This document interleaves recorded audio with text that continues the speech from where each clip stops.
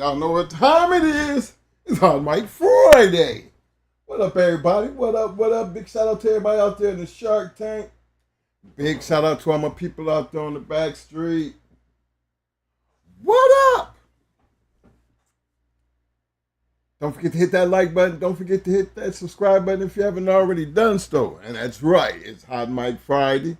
Appreciate everybody for showing up to show out. Let me get my shout outs out the way. Big shout out to my main man, Melee in the house. What up, fam?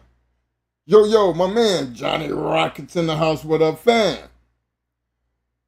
Big shout out to the longtime supporter, the one and only Mr. Dickie Foster in the house. What up, fam? Yo, in the wood, 456. What up, fam?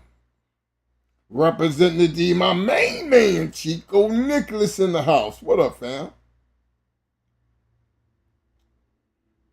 Yo, my man, Eli Monster. What up, fam? Appreciate everybody for showing up. Again, don't forget to hit them like buttons. Don't forget to hit them like buttons. Now, y'all know, we don't get too, we try not to get too wrapped up into controversy and everything, but sometimes you got to have them tough conversations because it's necessary and it brings a little bit of enlightenment on issues that some people may have, but they just don't talk about. One of the biggest issues that we talk about today is it just our imagination, or over the years, through our breeding programs, we always had some type of issues. Like Mayday dogs sometimes had skin issues. Now, I don't remember none of our Mayday dogs ever having skin issues back in the day. But I guess over the years, that's what they say. Now, I don't know if it was the breeding that was causing it and how they were breeding. It's one of them things that you follow over the years. And one of the reasons why we, stayed so involved, because Mo, he was pretty good at helping, he was dead serious about his medicines and the things like coccidia, babesia, all the crazy things that we were running across. Because back in the day when we ran across babesia, even the vets didn't know what it was. They was calling it doggy AIDS. And at the time, they wasn't really no help. We needed to get some outside help. And that helped open up a whole new avenue of how we dealt with babesia. But then, you think about it, back then we could get our hands, some of the regular for antibiotics, over-the-counter things that we could use and supplement of not having to deal with the vets. But then they even took that off the market. And you sit back and think about the timing of all of that. These were newer changes because we could still get certain medicines. But here recently, I was aware of, the stuff that they start taking off the market that we used to use as supplements for our antibiotics. And it's hard. I mean, remember, you could almost tell the difference.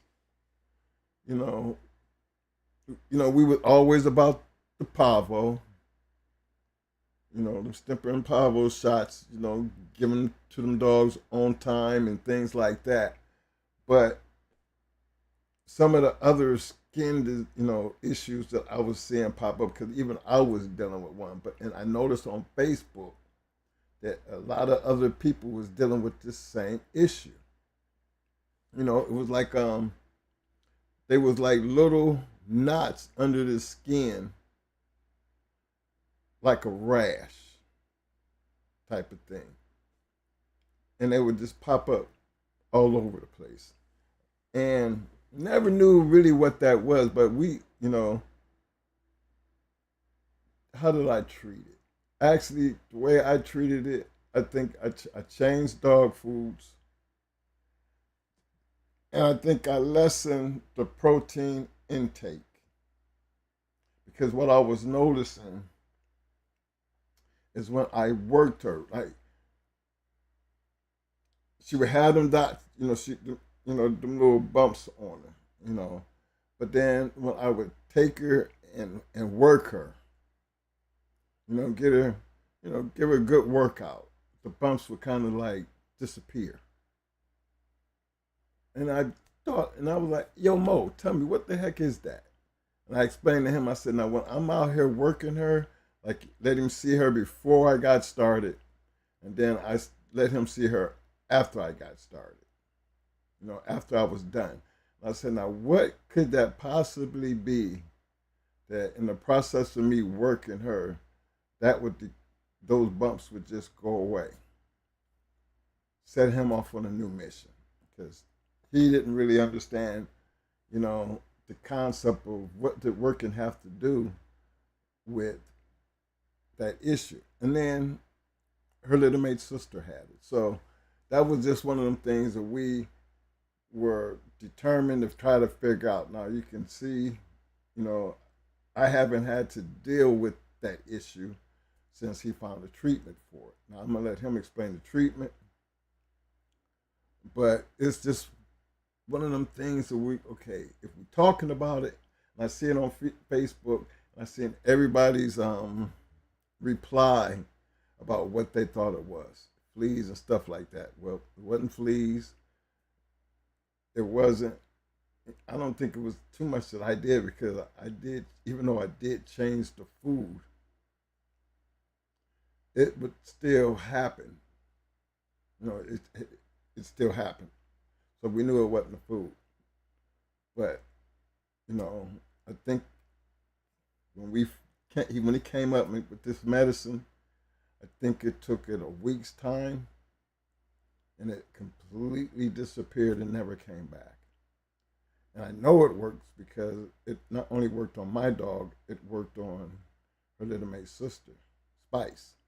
So Helen and Spice had that same issue, but they didn't have it growing up. It was something that came into play about when they was about 12, 13 months. And it just got worse as they got older to the point to where I was like, hey, this is not usual. But, and other things like, we always talk about checking worms, having your microscope,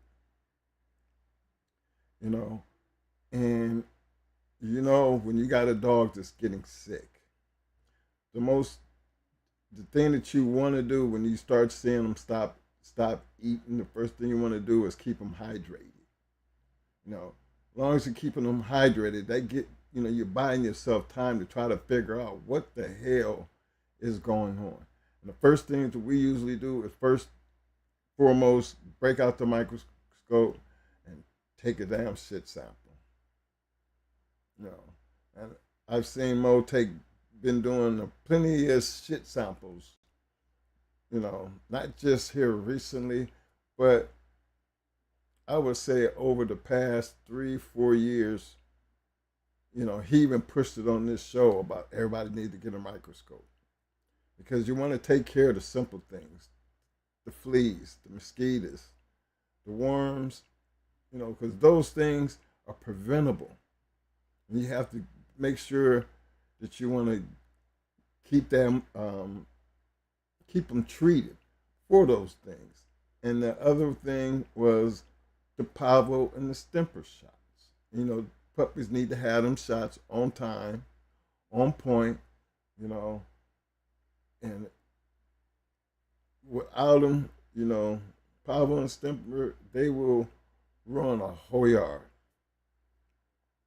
But there's things that when you go through and you see there's no worm eggs, there's no worms there, and you see a dog that's going down, it's hard to figure out what that is. And I see a lot of it, people going through it, and I'm just wondering You know, is it the dog food? You know, remember they had that little chicken scare out there where people was, some shit they was feeding the chickens and the chickens was flipping and tripping. You know, it's baffling to me because we don't talk about these things enough to raise it to a point of concern.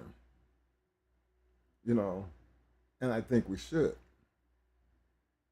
because blood work is something that you really when we start having to deal with blood work to try to figure out is it an allergy, you know, is it something that like a virus going around and if these things are happening, how can we get them treated? Things we need to let these things flow through the grapevine because we have to talk about it because these things are becoming a lot more common than uncommon. You know, and remember we had a yard full of dogs. And one thing we never had to deal with was worms and dogs getting parvo. I know we got babesia, but Mo told you how we got babesia. Breeding to another dog who gave it to our dog, and then we ended up breeding a dog, and then realized that other dog had babesia, and then we had to track. We lost a dog behind that, but those were some lessons learned back in the day. But when you're dealing with this new shit, these viruses, they're like COVID. If one dog have it on the yard, then you can best believe it's going to pass it on. And we used to always say, be careful who you let come on the yard. Because generally, when you got other dog men walking on the yard, you know, they could bring the infection to the yard. Not being, not being meaningly, but it does happen. Just like human beings, we can catch a cold, and just because we cover our mouth and we around other people and we coughing, you're going to still pass that cold on to somebody, whether it's in your house, somewhere at work. I mean, these are things that happen that we should be able to treat with a little bit of cold medicine and get our immune system back in the part and deal with it.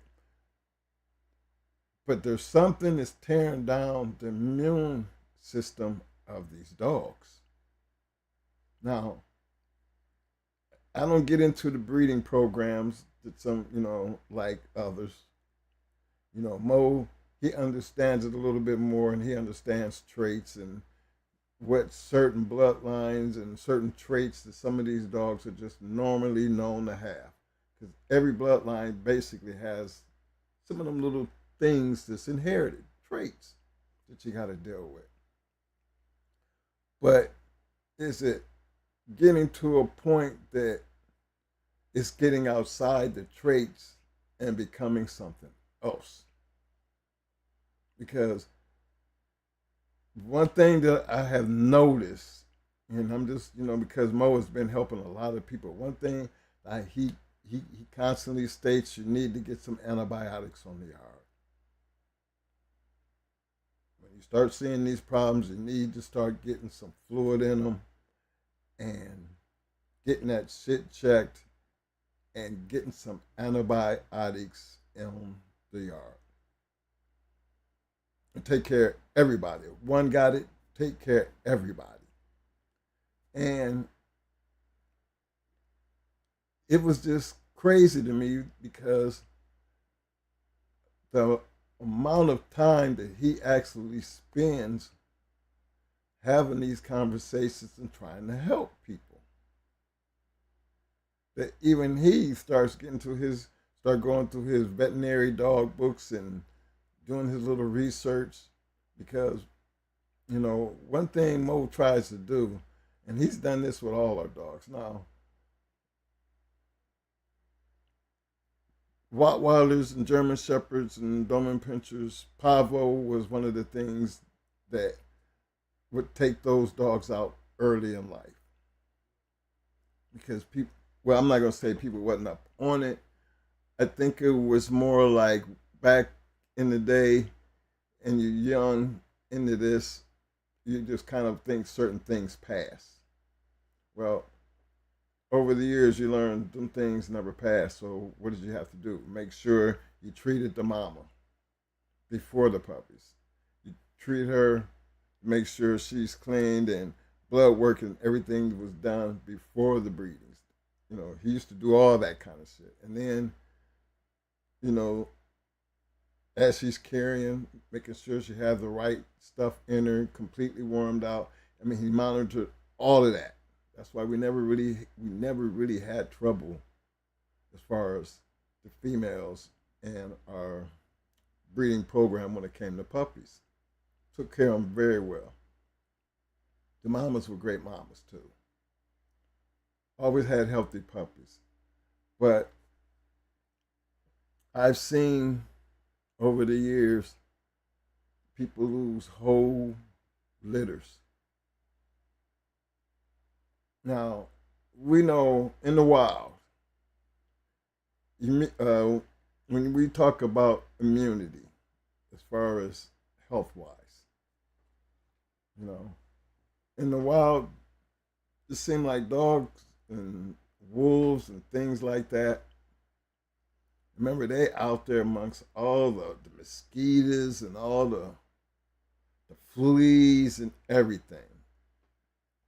You would think that through the years they create this immunity to deal with those kind of things that hurt the average dog. But wolves and dogs are still actually in the same, what I would call, dog section of as far as going back, tracing dogs, wolves, uh, dingoes, all them. They're all in a dog, community. So yeah, certain diseases happen, but I never had a Rottweiler that had babesia. Never had no other dog to have babesia, or known of any other dog to have babesia, except for a pit bull. And I'm just wondering, where did that come from? And babesia hit us after we was in the game many years, all the way to the point to where even the vet didn't know what the hell it was. And then he calls back and he says, he doesn't know it was babesia because after they did the blood work, he did call it something new. He didn't have a name for it at the time. He said, but it's this new disease is like doggy AIDS, kind of. And I think a couple days or maybe a week later, that's when he came up with the name babesia. Said it's babesia, and somebody was telling me, yeah, that's the doggy AIDS, and they're gonna give me a treat. Told me about this treatment, and then Mo passed that treatment on to help other people. But are we at the stage now that do we have to start looking at other places as far as, is there something actually going on in the dog community, the American Pit Bull Terrier dog community, that we should be paying a little bit closer attention to as far as the health and the care of these dogs? Because I sure as hell would like to know. Big shout out to my man Itchy. I guess we deserve a big screen tonight. Itchy, what you got, an 85-inch, bro? 75, 85? Let me see. Who else I got here? Talk of the City Kennels. What up, fam?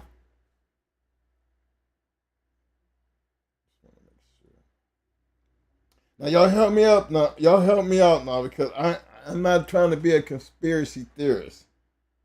What I'm actually trying to do is open up a conversation about something and just to see how y'all feel about it. Because most of the time, all of us done had dogs, and we done dealt with all kinds of skin diseases and parvos and all that kind of crazy shit. That's why some of us we be up on them shots and everything. But when you actually start dealing with something and it's not the worms, no worms nowhere, but your gums is pale. And you start looking for all the things. You know a sick dog when you see a sick dog. So immediately when you see a sick dog, you start going through a process of elimination. And I know a lot of you fellas know what I'm talking about. My man Eli Monster says kidney failure and cancer in dogs was a problem for me for a while. Found out it was the city water. Well, you know what? Eli, I think you lived in the same area as I was in Carolina. And I remember Carolina was supposed to have some of the best water in America. But you already know what I told y'all about the Neuse River. The Neuse ran through everywhere. And we had the dogs and everything out there, swimming in that water. And believe me, it's not nothing like that clear, fresh water in Carolina. I mean, especially the Neuse River, it just wasn't clear. I just think that wasn't, artesian drinking water, that we was talking about. But Carolina was known to have some the best fresh water. So it's just a matter of how they was treated. I never thought about water issues as a kid growing up. Remember, they didn't start bottling water until I think I was actually, fellas. I didn't see bottled water until I was like 17, 18 years old. So that would put me back in 1977, 76, 77. Because even in the service, and remember, I was at Camp Lejeune. So imagine I spent 4 years dealing with water issues all them years and didn't know that we was dealing with water issues, contaminated water. So yeah, I have at this point in time in my life, I have a complete understanding what contaminated water can do. Because they have to give us a report on what it had done and, to people, childbirth, kidney disease, cancer, neurology issues, cardio problems. I did say cancer, kidney failures. Like I had a whole lot of my friends who have died of some type of cancer that was on that base.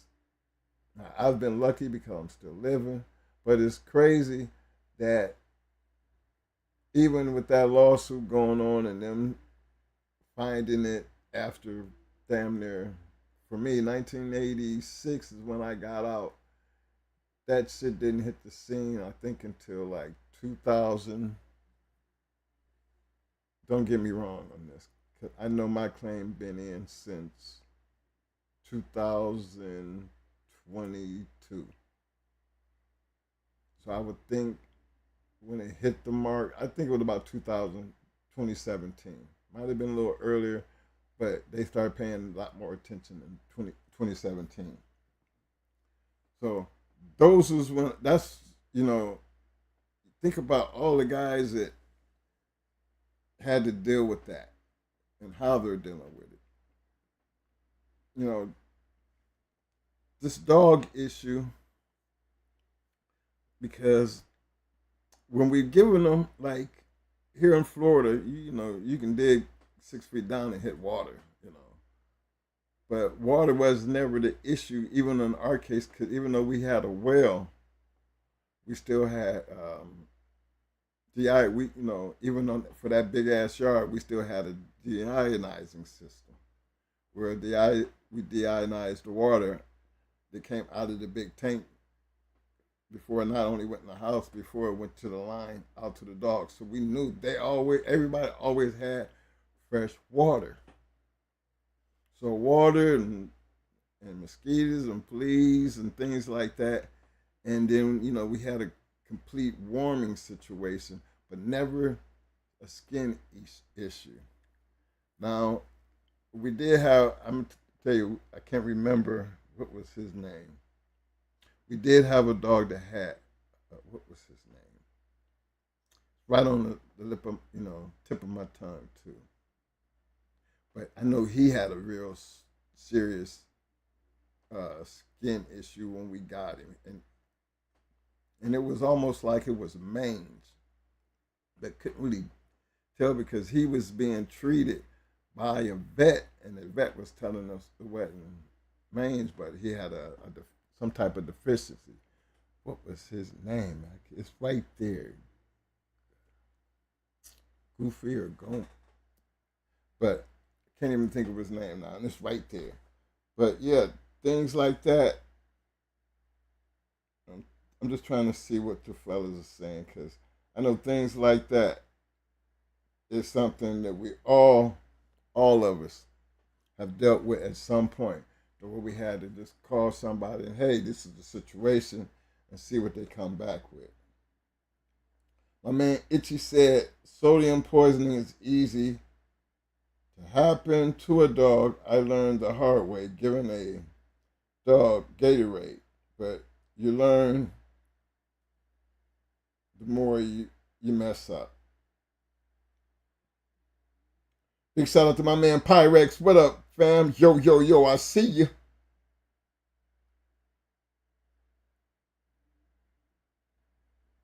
Big shout out to my man Oak Man. What up, man?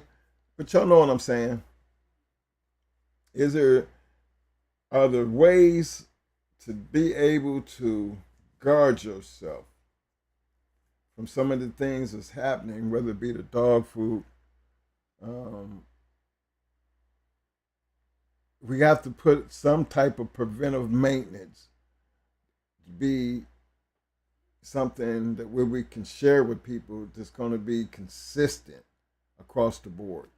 We always speak about antibiotics. Now, everybody knows, well, not everybody, but some of the older guys out there, and we got a pretty knowledgeable Shark Tank. Y'all know what we used to do as far as our antibiotics.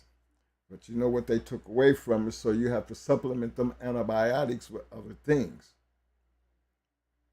Now, uh, how that's done, you know, is basically left up to the information that's out there. I haven't been around it. I think Mo could speak more to it than I would, because I just basically I hear the problems, and then I'll question him. Oh, okay, so how the dog doing?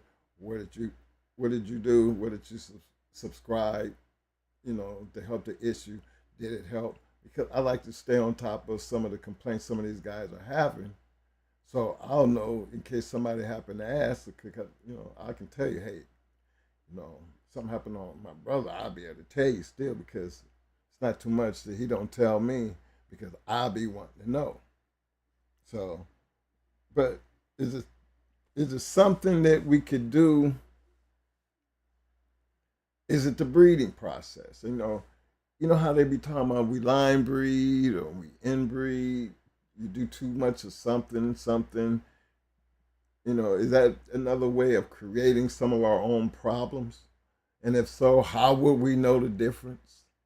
You know, because once you start, having dogs and having sick dogs, if you love your animals, you'll be very concerned about a dog that you see that hasn't, you go out and you notice food still in the bowl. That's an indicator right there. Oh shit, he ain't eating.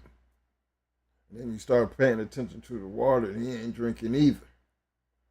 So there's a decline that's happening, and you have to be aware of. Now, the faster you realize what's going on, you know, the response to fixing the problem, and that's where we have issues, because a lot of us don't know where the hell the problem's coming from. It just pops up, and like any disease, anywhere, we know it has to be contacted. You have to get it based on contact, something that was bought to your yard, or something that was contacted while you were out walking the dog somewhere. You know, generally I don't never walk my dogs anywhere new. I have this my little rake with my little scooper, and I walk around, on the trail that I take my dogs on. I clean up all the dog shit. Any and everywhere I see dog shit, I actually clean that shit up. Could be somebody else's shit, but the fact that my dogs is in there, and I know my dog's shit in one area, my dog shit right here at my home. I clean up they shit because it's right here at my home. Remember, I don't have dogs on chains. I ain't got but two, but they know to shit in my yard. I don't let them shit on nobody else's yard. I don't let them shit on the sidewalk. I let them shit right there in my yard, and I clean it up as they do it. So when I take them on their walks, I carry my little thing with them because if they're going to be out there walking, I don't want them to be coming in contact with nobody else's shit on my walk. I know that extreme. Yes, it's extreme because through, the years we have learned that dogs can come in contact with other people's bullshit and you'll wind up taking it back home. That immunity, you know, immune system for dogs has, for me and these pit bulls, seems to get weaker and weaker. And I thought it was bad back in our day, but nowadays it's worse because we could deal with it back then. But now a little bit different because you can't actually pinpoint where the problem's coming from. I'm just hoping that y'all could just be able to share a little bit of that with me. Let's see.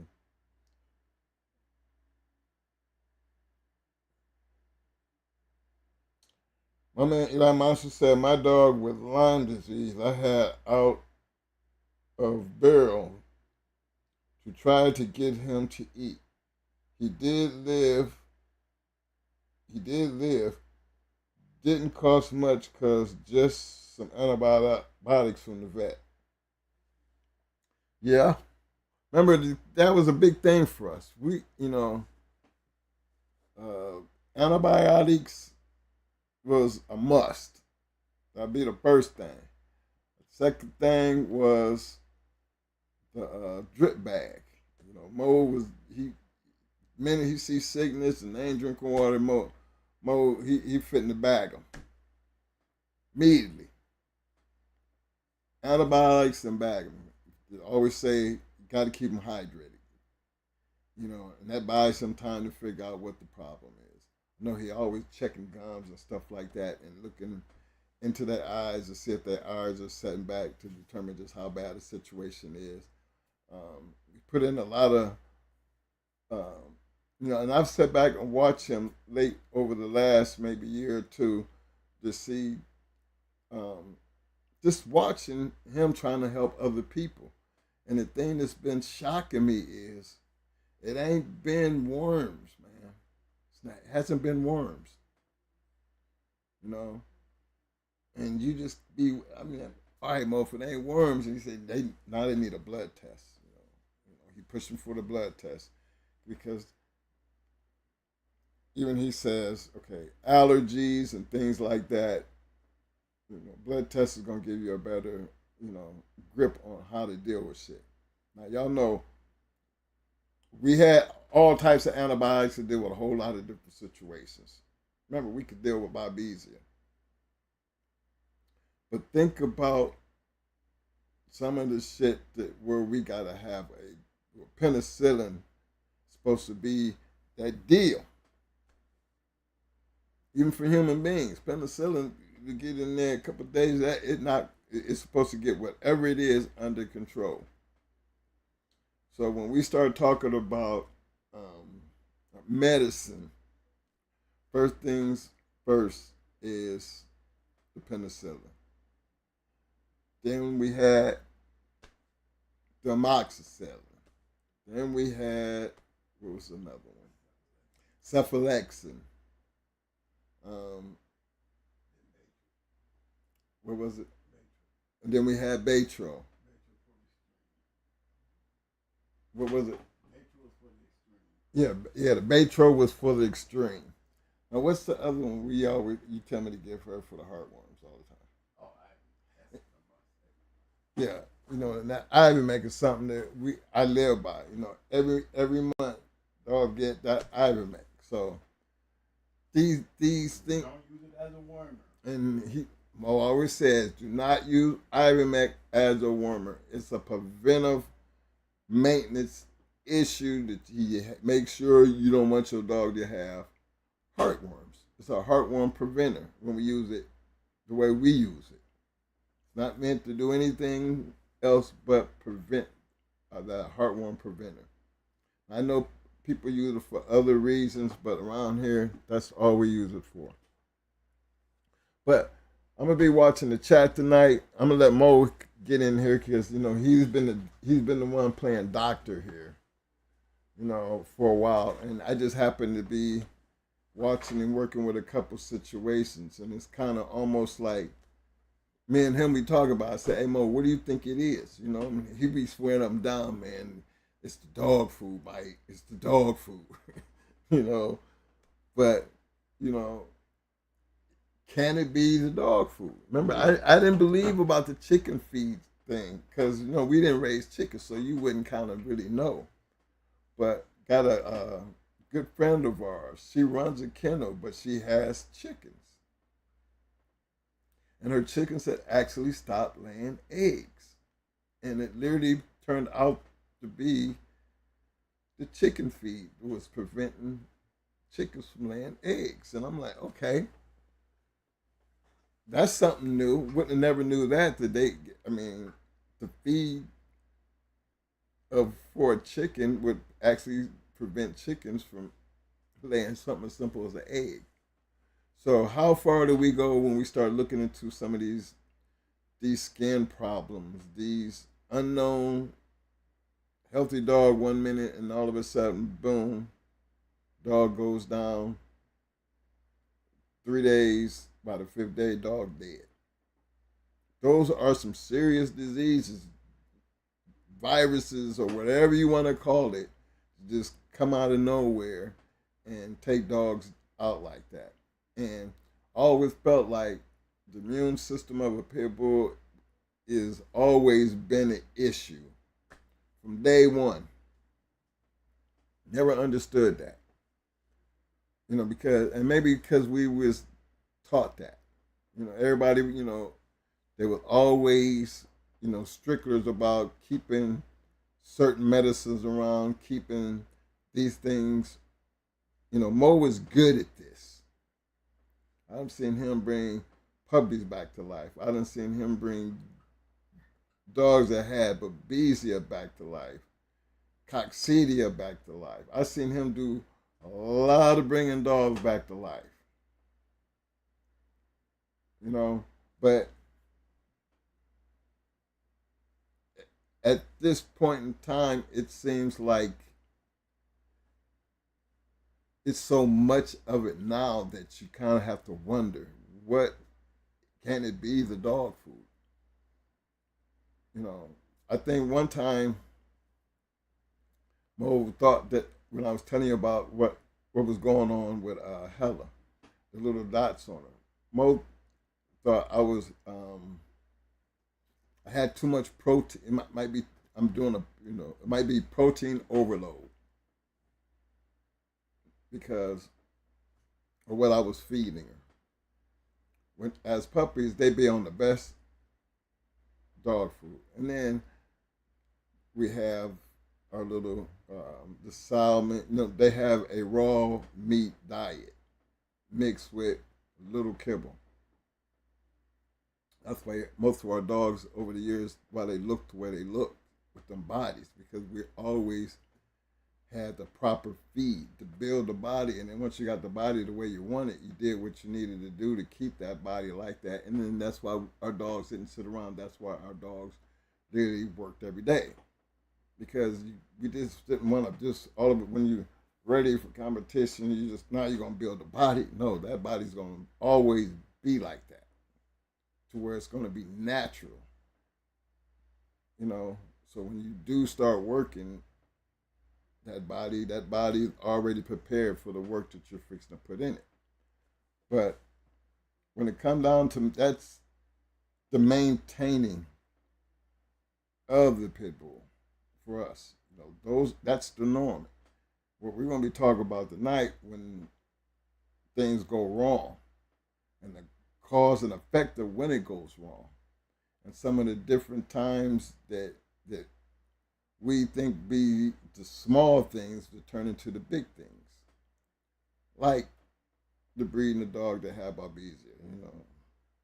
And then it turn right around and then bring it home and end up killing one of our best dogs, one of our good dogs, behind something we got from another dog.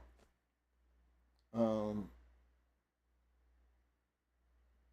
I never seen Mo do crazy. I mean, there's been a couple, you know, people that had actually comes to our yard.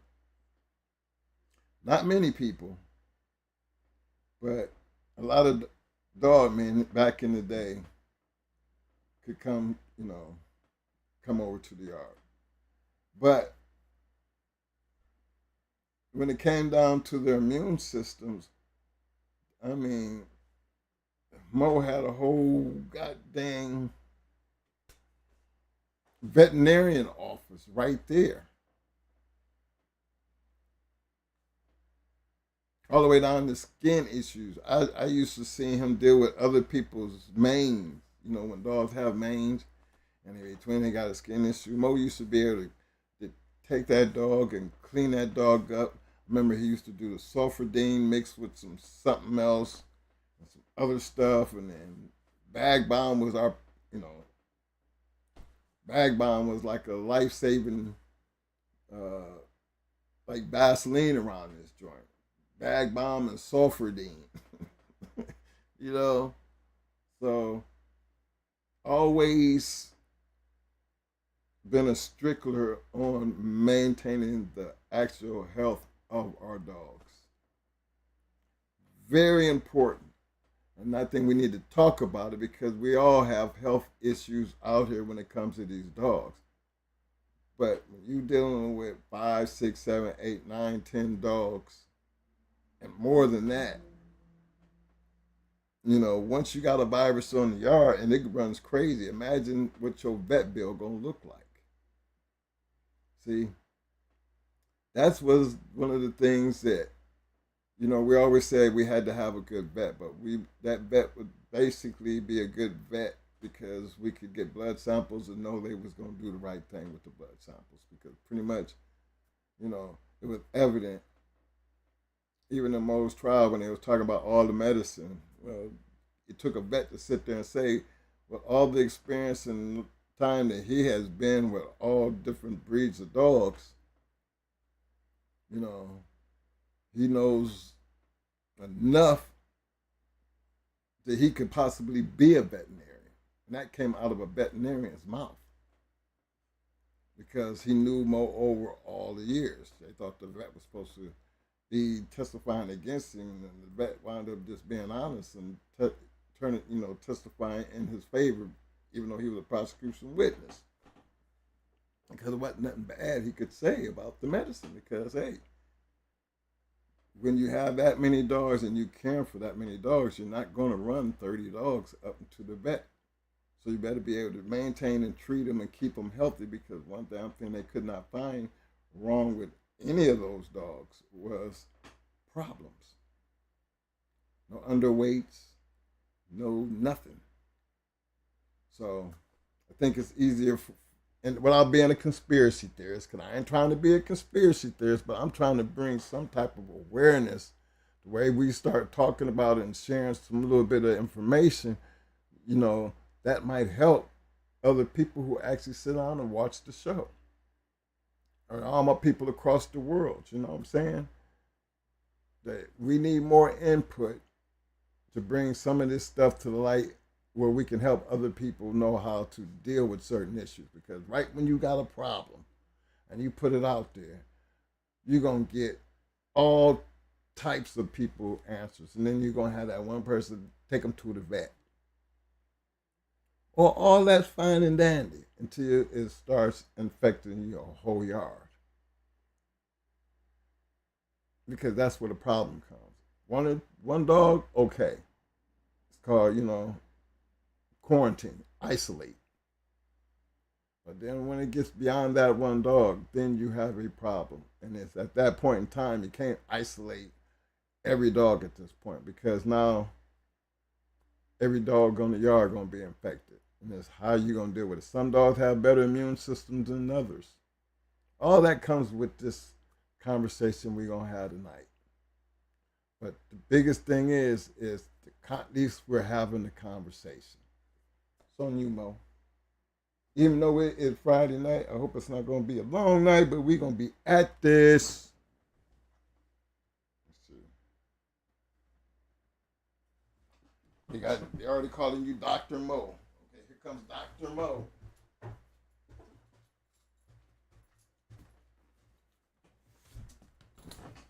What's up, y'all? Hey. What's up, everybody? Thank y'all for coming out here on this Friday. Hot Mike Friday. Mike made some good points. Real good points.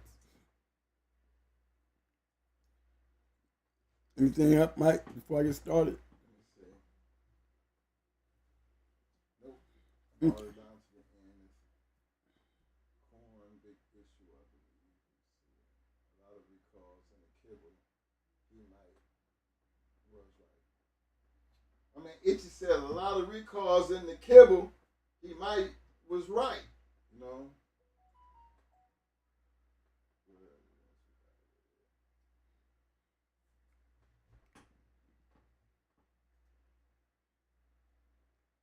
I guess we'll be here in a minute. Mike checking out the chats, making sure he ain't getting everybody on the point.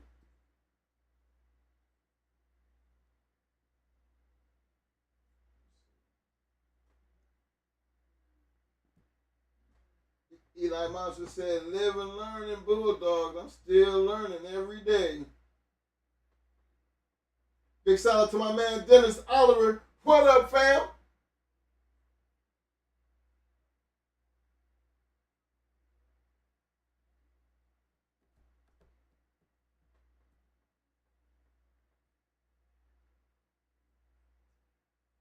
Chico Nicholas said, "Twin talking about me tonight. I called the OG in a panic."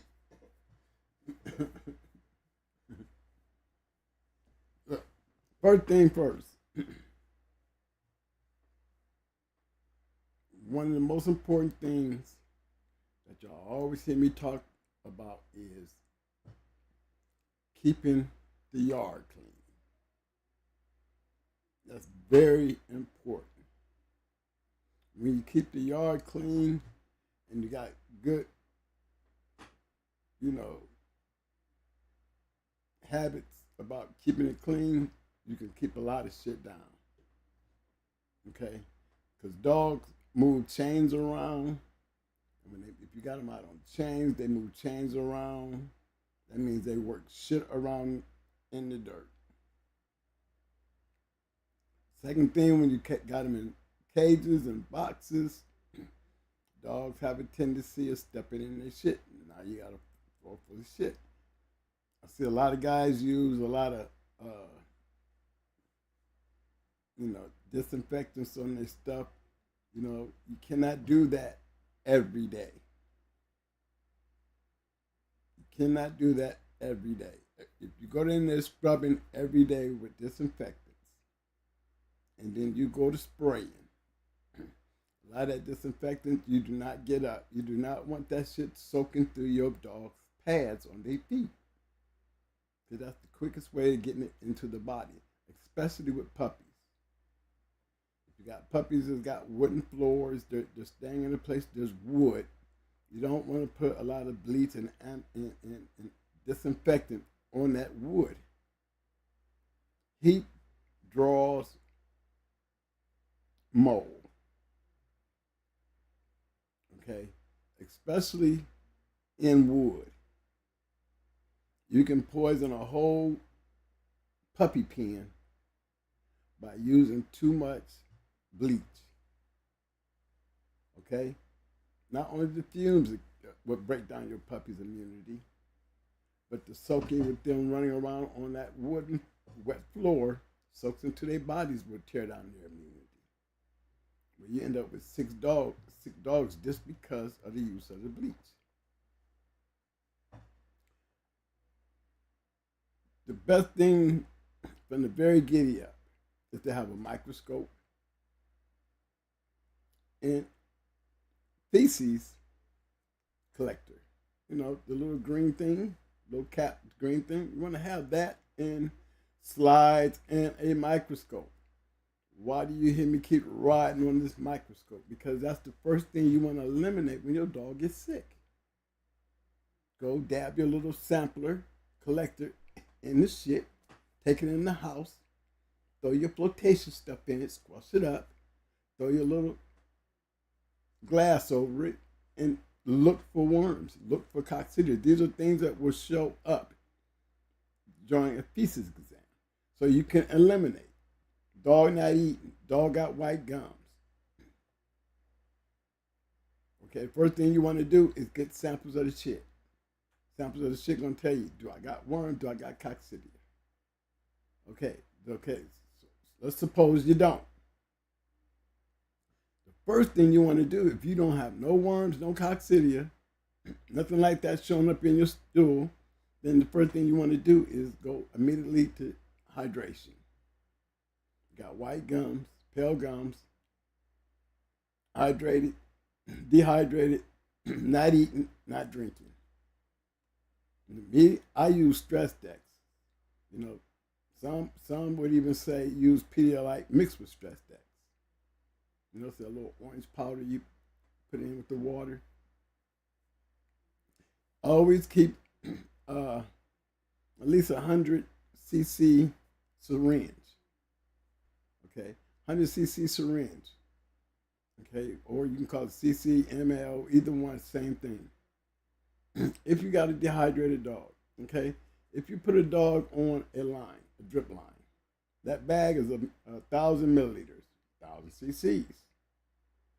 Okay, in a time period, you want to be able to get that much of your drip into your dog. How much do you want to get? Well, sometimes you want to get up to, if it's real bad, you want to at least get 1,000 milliliters into your dog within an hour and a half of this. You know what I mean? So that's like almost, you know, throughout a period of an hour to an hour and a half, you're taking a whole 100 cc's, mLs, and you're squeezing that down into your dog in the mouth. If you don't have a bag, you can't bag them, you don't have no butterfly needles or IV system, then you want to just go ahead and just start giving them straight through the mouth. Okay? In some bad cases, you know, you have guys that take the IV bag and start shooting it up under the dog's skin because they can't find a vein.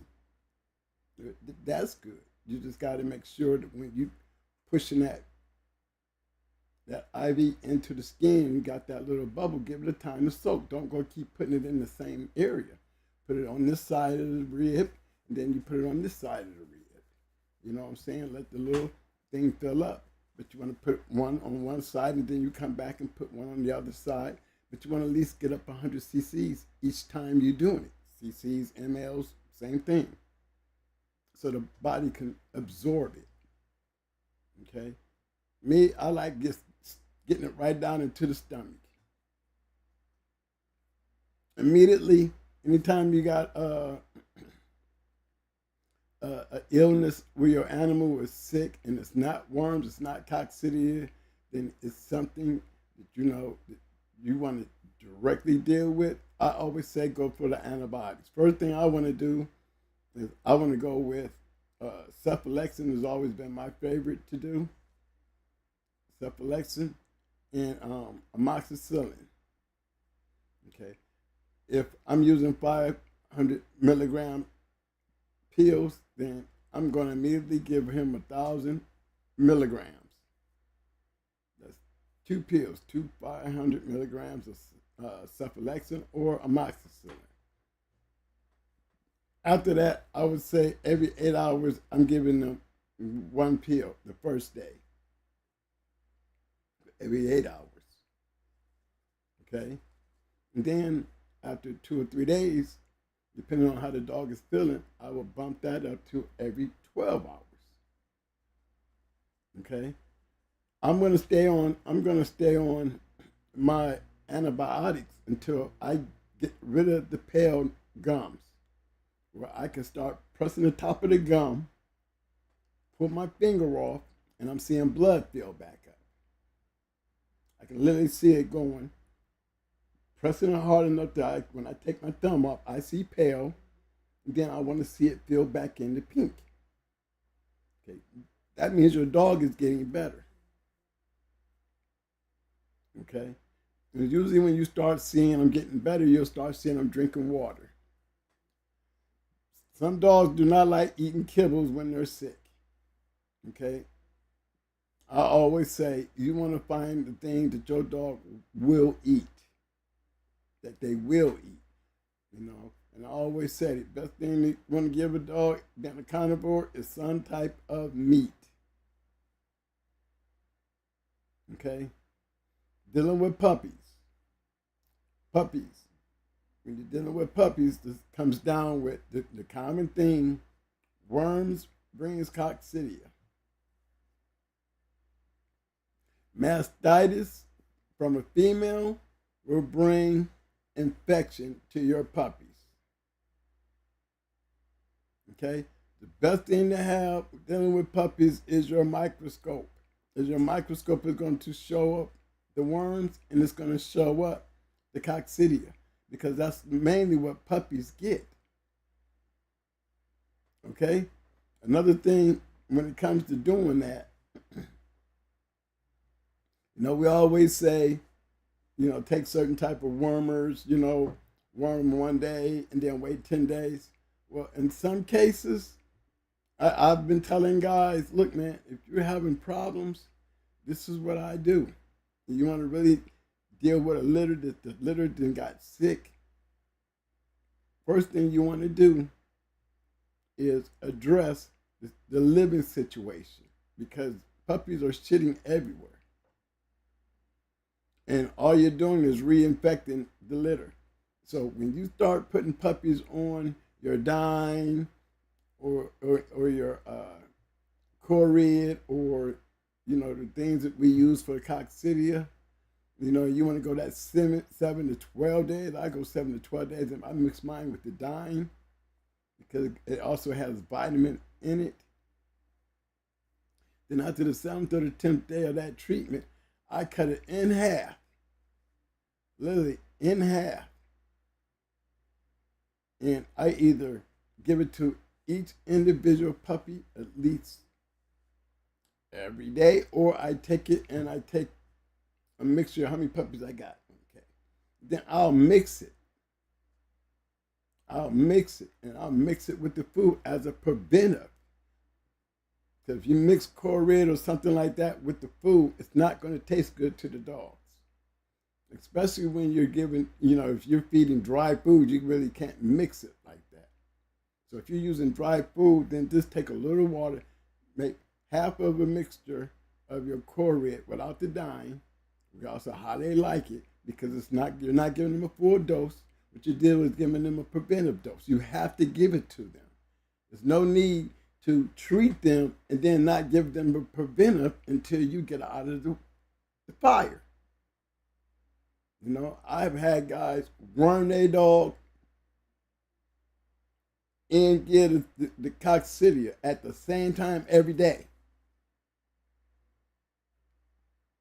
At the same time, at least 7 to 10 days, the whole time they're treating for the coccidia.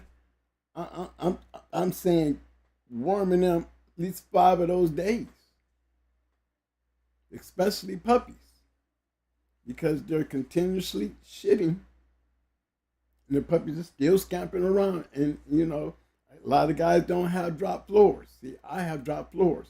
And I use a toilet brush to go in, mixed with a little disinfectant.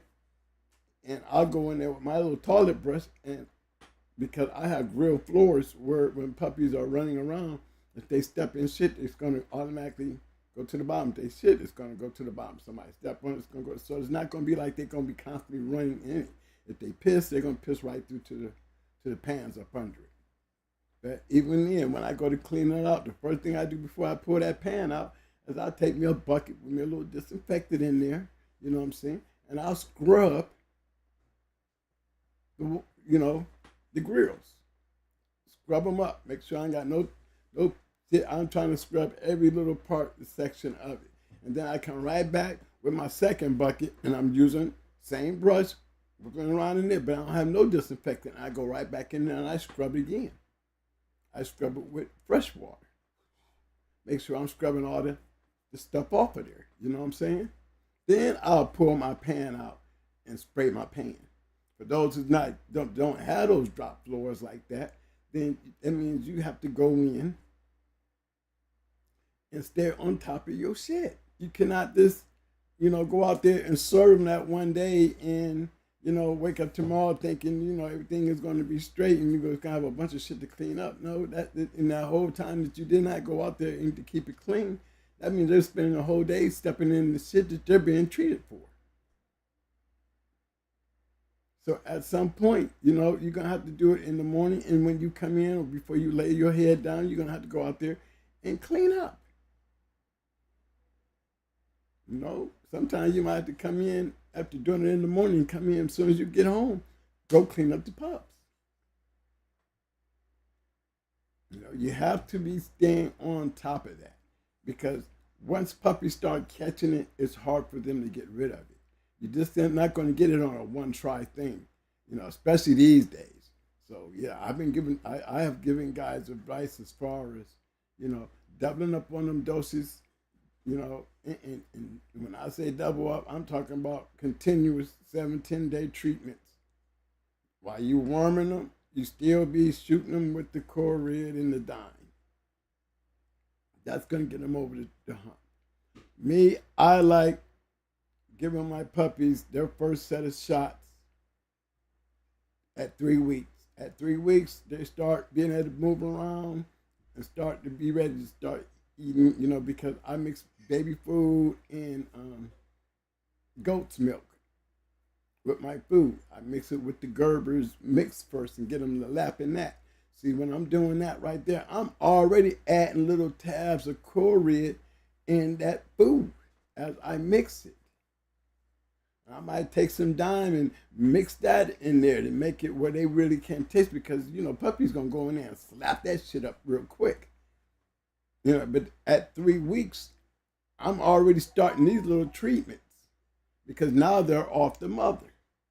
I'm literally taking them right off of mama and I'm going to start introducing them to goat's milk in my little Gerber, little mixture with my little bit of core mixed up in there with, as I mix it in at the same time, my little core mixture, I'm giving them a preventive off the back. But at some point, guys, you got to check your puppy shit. You can't tell what puppy is what puppy, but, at some point, you really need to check your puppy shit. You don't want them to gather a whole week or two of hookworms, you know what I'm saying? Because they can grow real quick.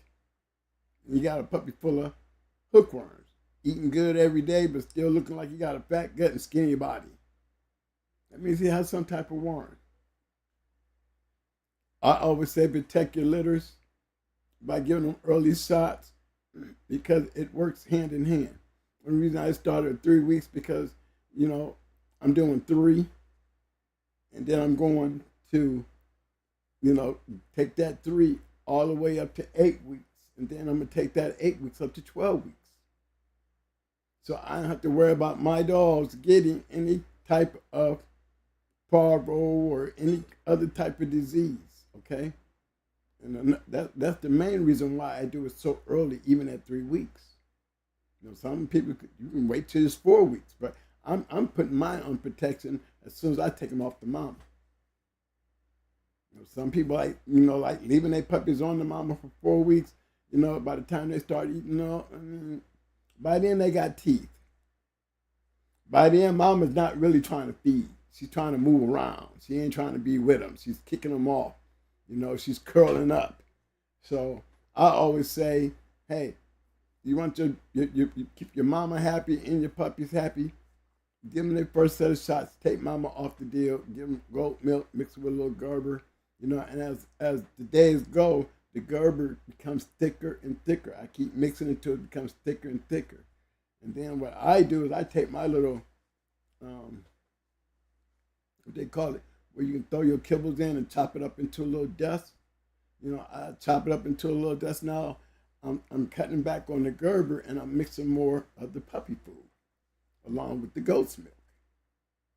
And I'm still putting in my Corid as my preventer, so I don't have to worry about the coccidia.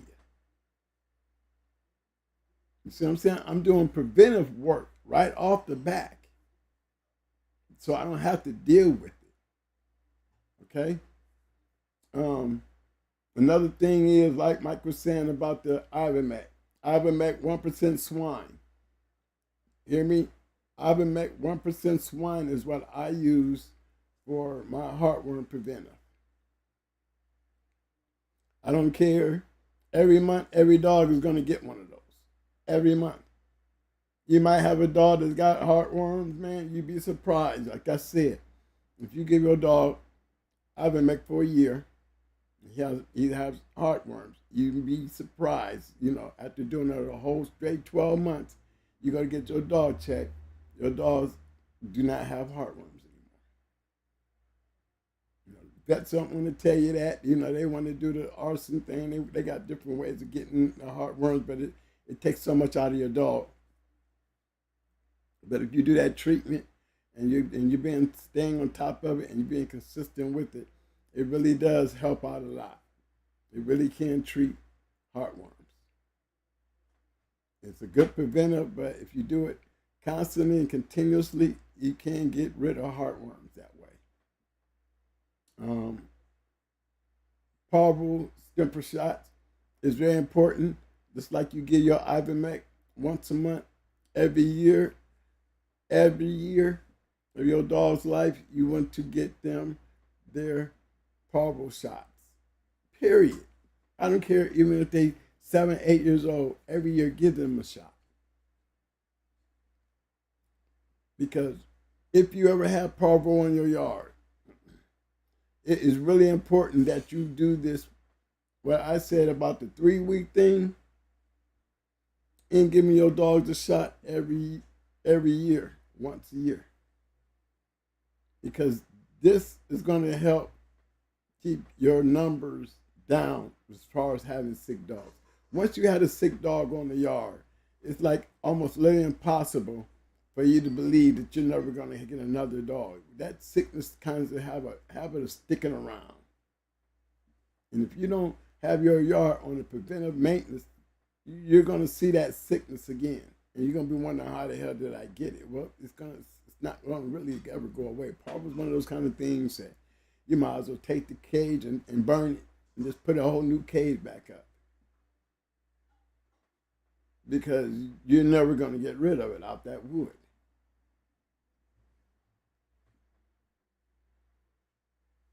I want to give some big shout outs right quick to my man Vito Rashad. I see you, fam. AQ Henry 2.0 in the house. What up, fam? Big shout out to my man Mr. Jeffrey Carter. What up, fam? Big shout out to the Leather Man. What up, fam?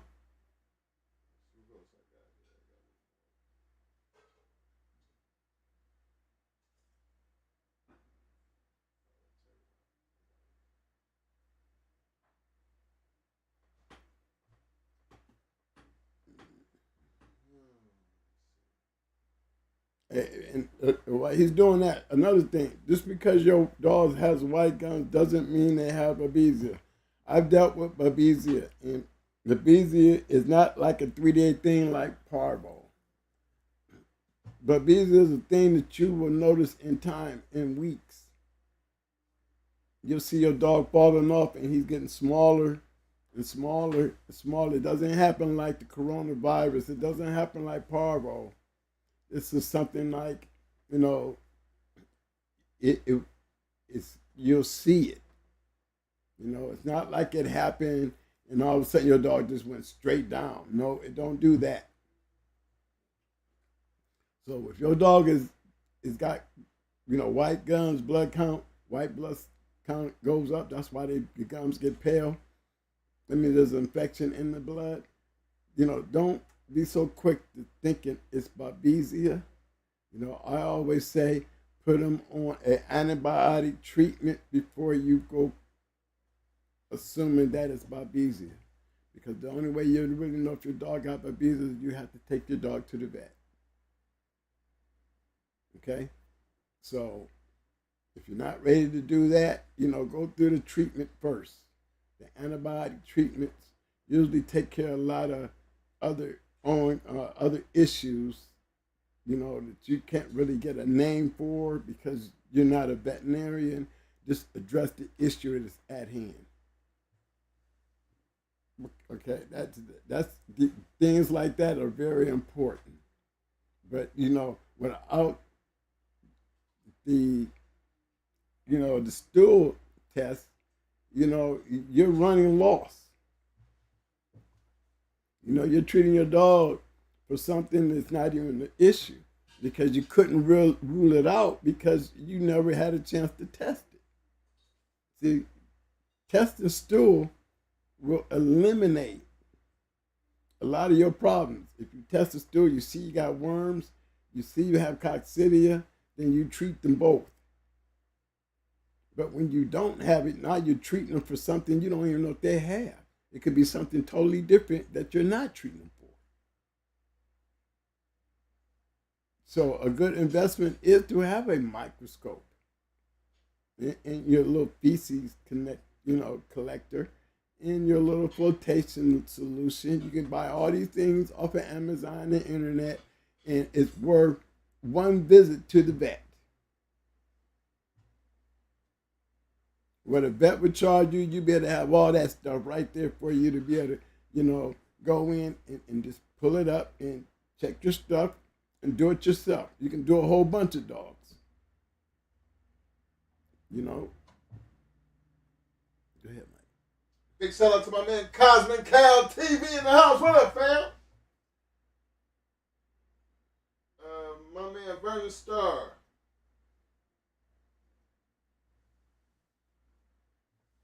Big shout out to Vernon Starr. He said, back in the day, some advised people to use mortar oil to cure mange.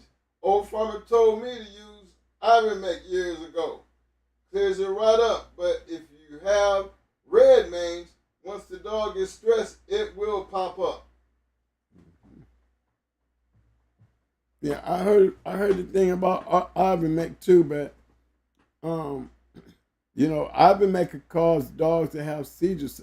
All dogs aren't can't really take Ivermectin. Me, I'm using the motor oil.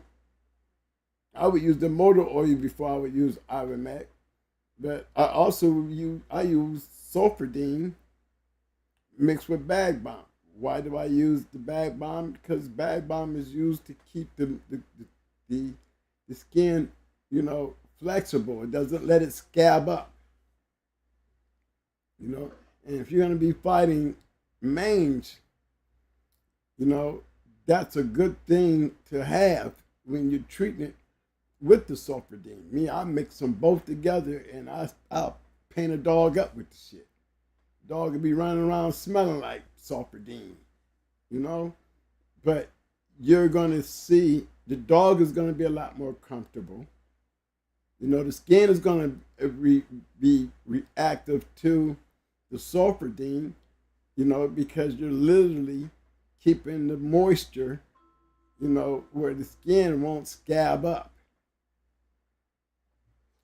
I remember the dog name now, Chewy. Chewy is the dog that had the skin disease that gave you hell. Mm-hmm. It was Chewy. I couldn't think of the name earlier, but I right on the tip of my tongue. I know damn well. Chewy. Yeah, he was stressed up. But you want to stay on top of things like that right there and make sure that you know you got a lot of people. You hear a lot of things because some of the information I be hearing guys be saying that their old mentor said this or somebody said that. I don't know if some of that stuff worked or not because some of the shit be sounding so far fetched to be like, maybe he knows something I don't know, but it wouldn't be something I would do. And I'd be the first to say it's not what I would do. Okay, because if it sounds far fetched to me, I'm not going to sit there and say, well, maybe he's right. I'm going to say, well, if there's another way, I'll give him my direction and try that because I've heard a lot of, you make me wonder, But, everybody has tried something one way or the other. I just believe a lot of it just has a lot to do with sanitation. And when you got dogs, you have to make it easy for you to have a sanitary yard, whether they're in cages or on chains. At some point, you gotta sanitize the yard. You know what I mean? You gotta wash your pups. Me, I like sticking them in a little kennel, spraying the little kennel up with a lot of damn water. And the whole time the puppies is inside the little kennel, a little carrier, the airplane carrier. Yeah. Spray the whole thing up, have them standing in standing water. That's all good. And then just go in there with your little shampoo or your little soap and just suzz them up. You got all the water there, go in there with a soapy rag and just, you spray them down and just suzz up every one of them. Grab one, suzz him up, slide him on in there. Grab another one, suzz him up, slide him back in there. Oh, it's still water everywhere, but it's soapy water, and just suzz them up. You know what I mean? And you spray them off the same way. You don't tilt it all the way up and have the puppies hanging all on the gate door. You know what I'm saying? But you take it and you tilt it up just a little bit, you pour some of that water out so you can just spray them all off. It doesn't, look, it's the best contained area you can have them in that you don't have to go chasing puppies around. Just spraying the whole kennel down with the puppies and all. Spray all that shit off their feet. Once you get it cleaned out and dumped up, then as you transporting them back out, have a little dry or damp rag to wipe off their feet as you putting them back in their cage. But I think sanitation is the most important thing. Guys that don't like leaving their pans out, make sure that you have designated pans for each dog. And for those who don't have designated pans, if you got stainless steel bowls, always have a place to put your pans in bleach water. If you're using stainless steel, have a big bucket to take your pans and just have them in the bleach water. When you get ready to pull them out, have a clean barrel or something like that where as you're taking them out, you want to drip, rinse them off. Come out the bleach water, drop them right down into the clean water. Now they're ready to eat. I used to carry 2 big buckets when I was running down on the yard. I would have them right there on my 4-wheeler wagon. And I would pick up every pan and wash it in bleach water. Come out the bleach water, now I'm going into the fresh, clean water. And I'm rinsing them off. I'm stacking them up. I would have them clean so the next day when I come out, my pans are already clean. I'm just feeding and putting pans down. When I come back through, I'm picking up all those pans and I'm putting them right into the bleach water. And then once I get all that taken care of and all cleaned up, before I call it a day, I take all those pans out the bleach water, put them on down there in that fresh water, rinse them out, and stack them up for the next day. Same thing with the water bowls. You should be able to change your water bowls if you got big pans or concrete pans. At some point, you need to carry you a bleach brush. You know, a bleach brush is right. It's the same type of brush, but you want to be able to dip that brush down into some bleach water, and make it soak enough that you can clean your water bowls. You know, your water bowls, that little green thing that you see, that's mold and stuff getting around your water. You don't want to see that green in your bowls, your water bowls. That algae don't work. That's not work. Don't work hand in hand. You want to get rid of that algae. This is the best way to get rid of it. You know, you do it enough, it will not migrate so quick into your bowl. It just shows you don't change your water every day. And you shouldn't have to change your water every day if you got a big enough pan. But you need to clean it every other day. Period. So don't be pouring water in that you know you're gonna end up pouring out. Pour the kind of water in that you know your dog is gonna drink. You know, so when you do come and have to clean it, you're not, like you're saying, you're not wasting water. But you always wanna do it every other day, but make sure that the water bowl is full with fresh water. If it's dirty, take the pan, dump it, clean it, add more fresh water. These are things that will cut down on your dog's immunity system getting broken down by this or that or whatever. You know, pit bulls are damn near just as bad as Dobermans and Rottweilers. They're short-haired dogs and they're susceptible to a lot of diseases. You know what I mean? Again, my if there was anything that I wanted y'all to get out of this is the microscope and the feces collector. You know, those are just if you're gonna have dogs, you definitely need those things right there.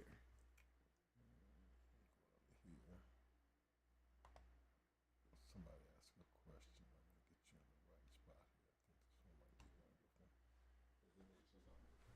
Let me get you in the right spot. Big shout out to my man Melee in the house. Coming through with a 5-piece. He said, OG needs some advice. Took her to her pops. It didn't take. Where would you go with her instead of Hunter when you find time? Yeah, we'll take a look at it right quick.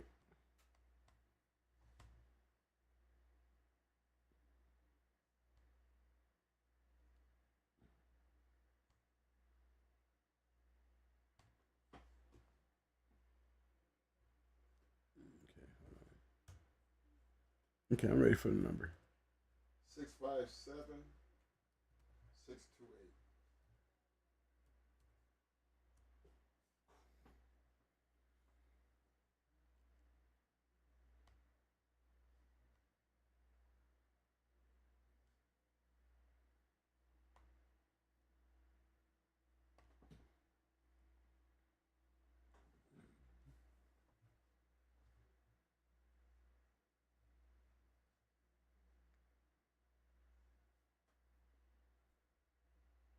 Okay, what do you want?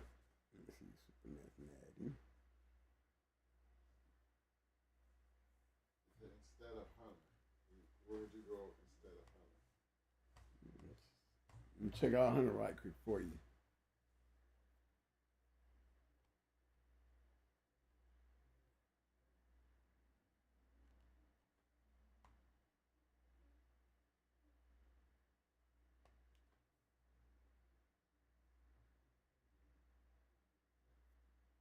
Mm-hmm.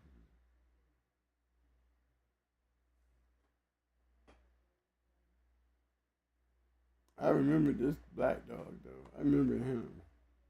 Nice looking dog too.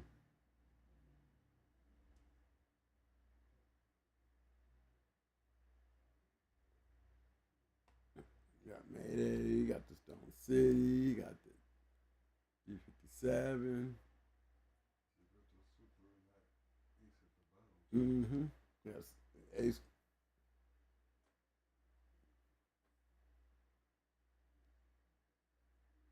And even in this dog here, that's the yellow stuff.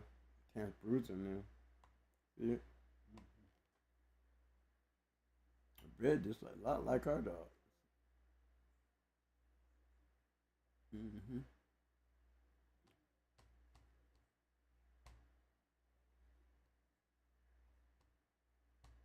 Now that's not going to Hunter.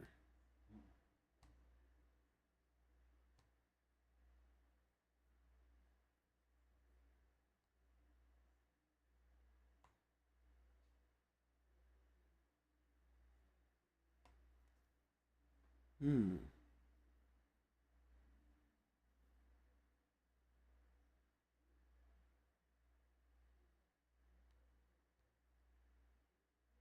See vessels down at the bottom.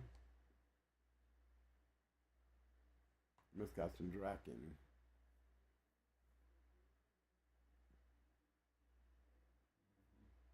Mm-hmm.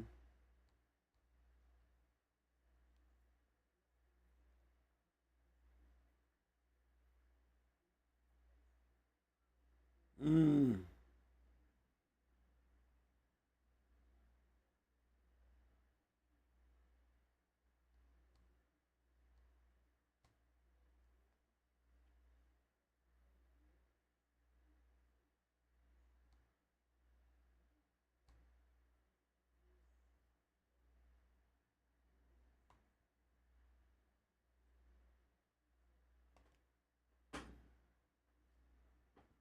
Hunch, Mayday, Stone City. Okay, this is a lot of Patrick stuff here.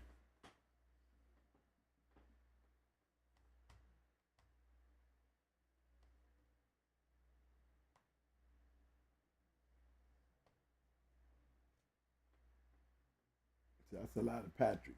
Even though you got yellow in there, you're gonna see a lot of Patrick in there. You got yellow, but these gonna be these Patrick dogs. There's gonna be a lot of yellow, Patrick in them.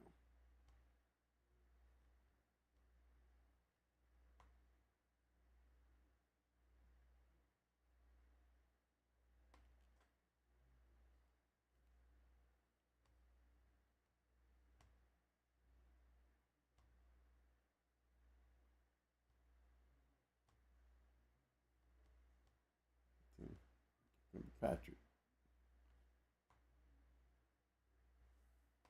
and cat, a lot of Patrick.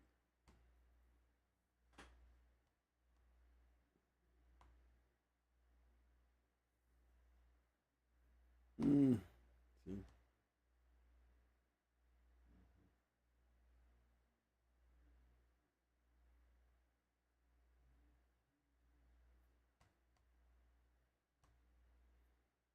if I was you, I would stick to the.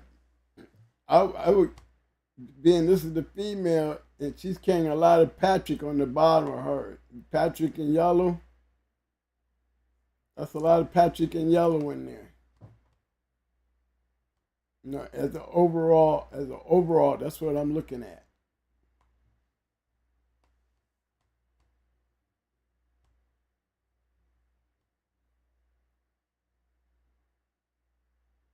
Especially on the top end. Now the bottom end,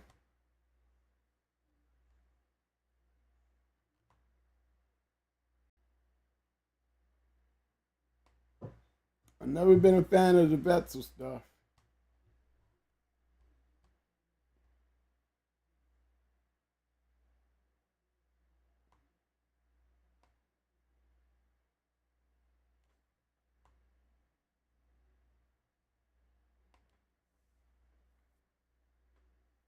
But I like the bottom and it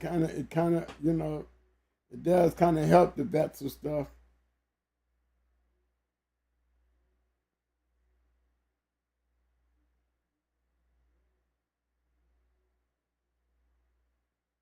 And you're not gonna find a lot of that good stuff over on like the bottom anymore. Not to the point as good as it is off that Champion Rambo Fusu.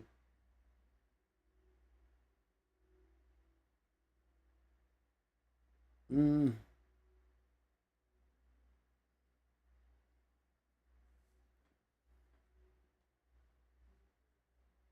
I don't know, man. I'm looking at the female,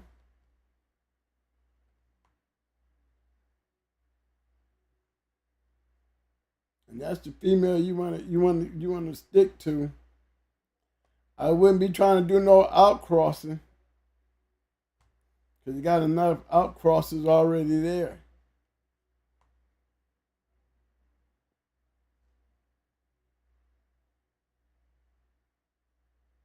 And if I was gonna try to build anything, I would try to drag it from this top side here. This stuff here. Not taking nothing away from what's down here at the bottom.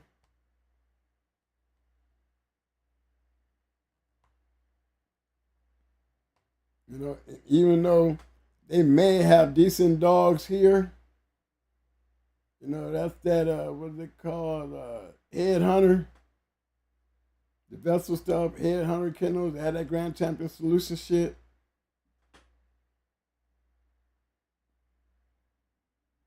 You know,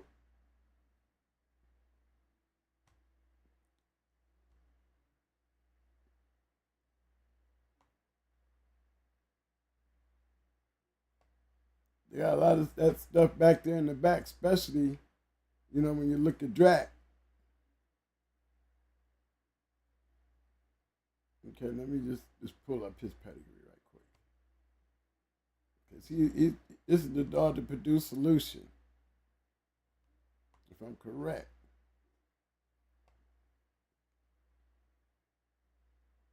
You see that?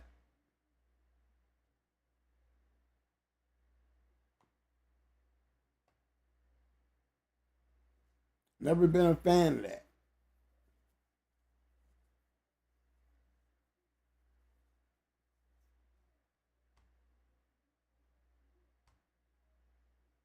That's probably why me and his cousin have a lot of problems.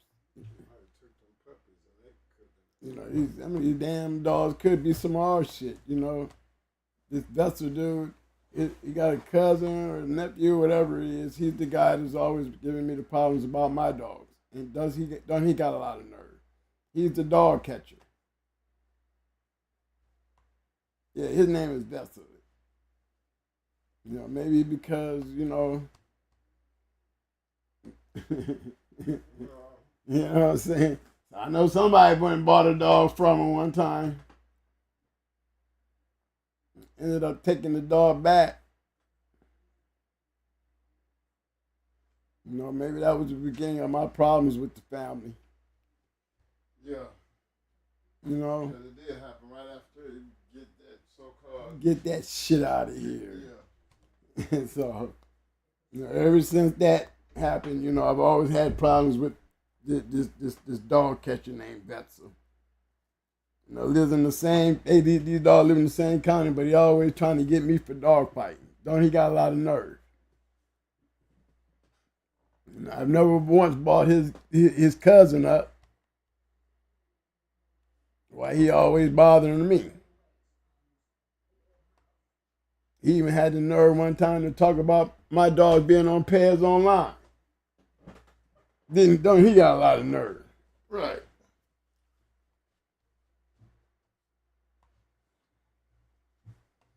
So, me personally, in just the name itself, I would be cautious on the Vessel shit anyway. If you knew the guy that I know named Vessel, you know what I mean? I wouldn't be trying to breathe in none of this shit anyway. Not saying it's any good. I just never seen nothing worth it. But me personally, I like I like this top, the top or the bottom. I like that right there.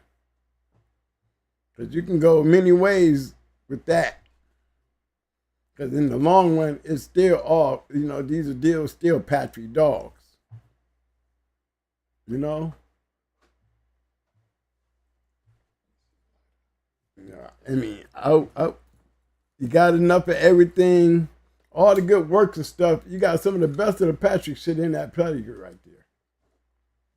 And that's what I would be building on. I would be building on this stuff up in here. I'm not, like I said, I'm not a fan of your bottom. Okay, not taking nothing away from the bottom, but it's not even the bottom. It's this bottom side of this. This right here could be helping a lot of that.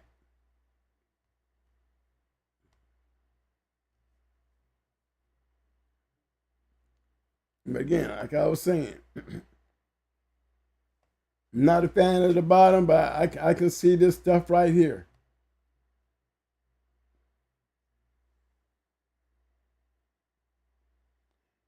Yeah, this dog must have been something nice for him to breed his champion bitch to this.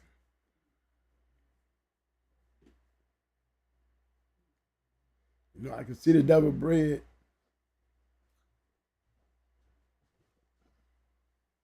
How do you like that hunter dog? I liked the hunter dog. I mean, I seen it where it'll match up with the Mayday.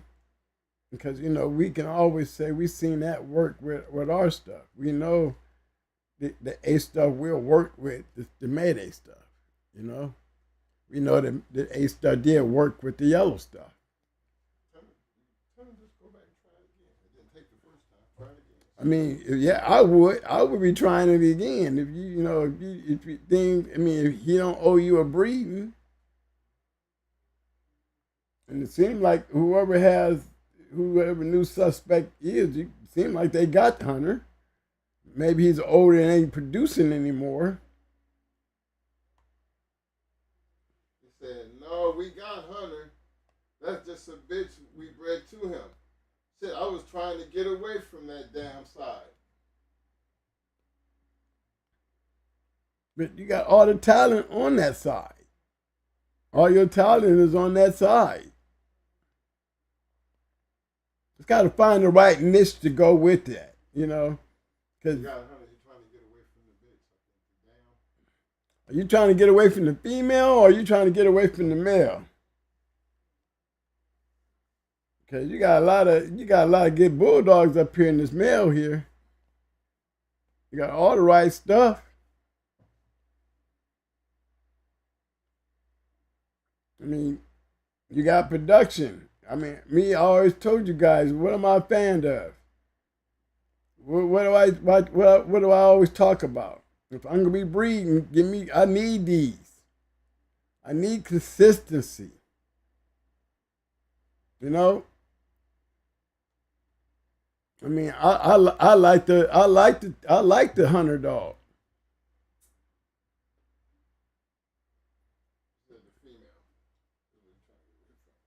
Well, the female, I can understand. Yeah, I ain't gonna hold you up on that one. I mean, it's got good crosses. I mean, you're not like you're hurting. You in. I just don't like the bottom. I mean, to me, it takes a lot away from what you're working with on the top. It don't seem like it's gonna vibe right. You know what I'm saying?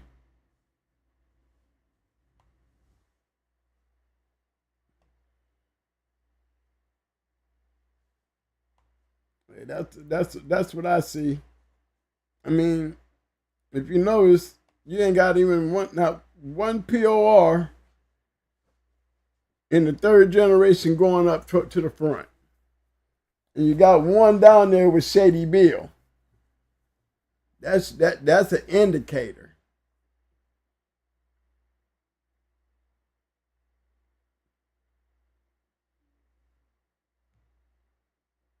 Yep, that's an indicator.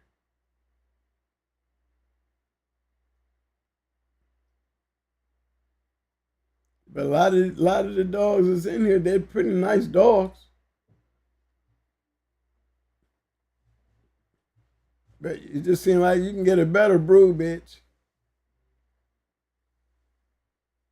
And she look good. I like that big old knot here she got. No net. It's a lot of bulldog right there.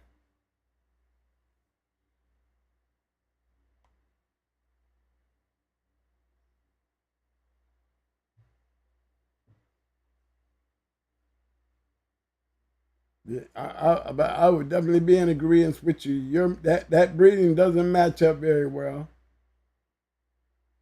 It really don't. If you're breeding for stock.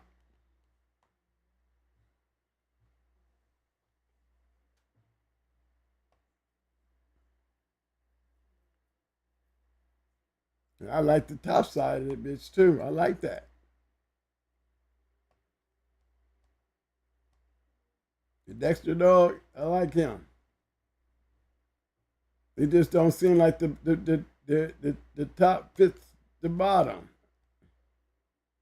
I think that's where it all goes kind of crazy at. Even though you got this stuff here.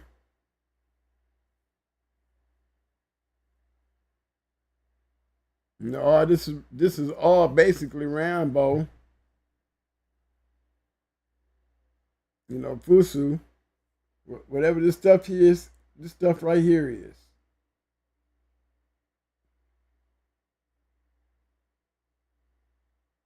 Double bred rival. It just don't seem like it's matching up with you, bro.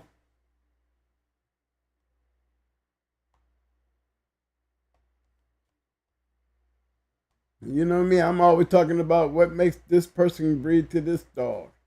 You know, I'm a firm believer in those right there. But if you really look at this pedigree, you know, it's a good, nice pedigree. But you'll ask yourself why something's not lining up. And you'll almost be able to just see it and feel it. Even though this is pretty good bread, it's also showing, you know, just because you got a lot of great dogs in your pedigree doesn't mean you're guaranteed to get what you're looking for. Sometimes you can cram so much stuff together that it just don't work. I think, you know, it's all in the line, but it's like real kind of, it's like you don't see the formula, right? Is that what it is? You don't see the formula? Because I would say the same thing if that's what you're saying. I'm going to say it right along with you. Twin, I can't see the formula. I can't see where this shit is going to work. You know what I mean, man? I don't see it either. I mean, they got all the right dogs. You got all the right dogs in the area. You got the Mayday. You got the Stone City. I mean, and I'm still thinking I'm still dealing with the female, ain't I? Yeah, this the female. That's that female got all this stuff in it. See? That's Dexter.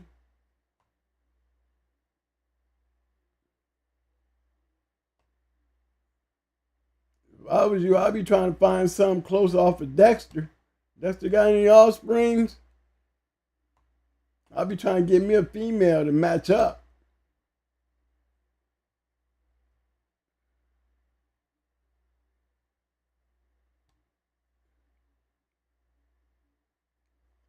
Yeah, I like your female's top side, bro. I think it's the bottom that's kind of throwing you off. It's the bottom. You know, it just need a little bit more certifying.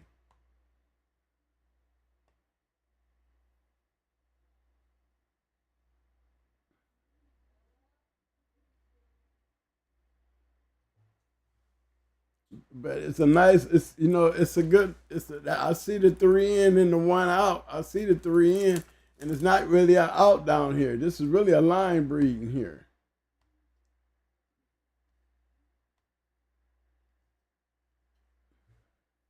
mean, Itchy said, you don't see the formula? Quarter Mayday, the rest is Spanky Handicap.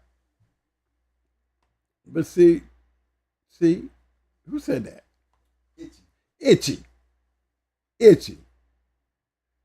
Now, let me go back and show you something, Itchy, because I said I didn't have no problem with the top. See, this is the pedigree right here, Itchy. Show me a formula, Itchy. You're talking about this up here. We didn't already discuss Hunter.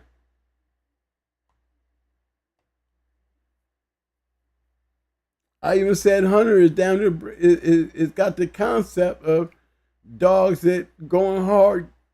Dogs had in them. We had Mayday. We had Stone City. We had Supernat Grand Champion Ace. You see that Jackson stuff? We even had Bruiser. You go pull up Baby's pedigree, you're going to see down there every one of these dogs in her pedigree. I didn't say anything about the formula here. I said when I add them both together, no, I don't see a formula. Now you tell me where you see a formula at.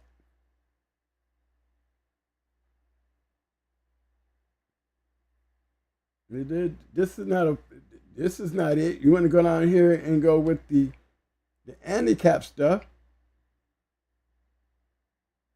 right? But how far are we gonna go with that? No further than Dexter.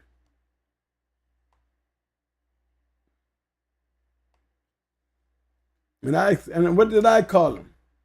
What did you hear me call these dogs right here? I call them Patrick dogs. Didn't I call them Patrick dogs? I said yellow and Patrick dogs. Didn't I say that? Itchy. You hear me?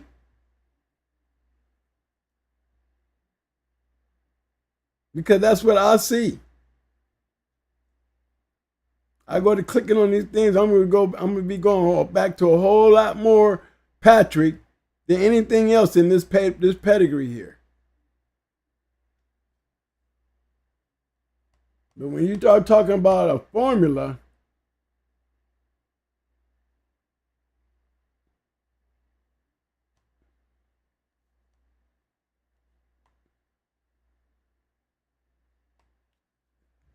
I don't see it when I put this down here up with this stuff here. Let alone try to take what I'm seeing here with Dexter. Dexter will go back up here and fit to the top. Remember, I can take Dexter back to the top and see a formula. I just don't see it down here as a whole. To be able to take this right here as a whole, like we got it right here, and call that a formula. That's what I'm saying, Itchy.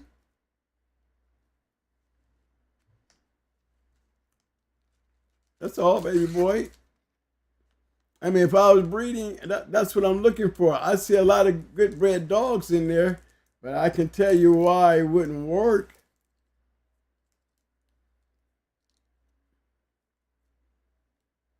Because you got a lot of crosses. You got a lot of crosses. You got a lot of Patrick dogs. But then you jumped all the way over into the Shady Lady stuff. And I've never been a fan of making crosses that have very little success. You know what I mean? Very little success. You don't see Shady Lady's name bouncing around in some great dogs' pedigrees these days. You know what I mean? And if you go pull up Dexter with his great pedigree, and he got a nice pedigree,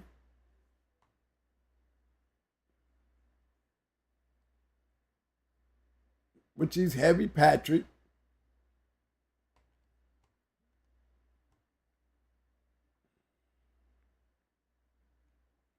He's definitely having puppies, and he's definitely breeding the different dogs. Not maybe a lot, 13.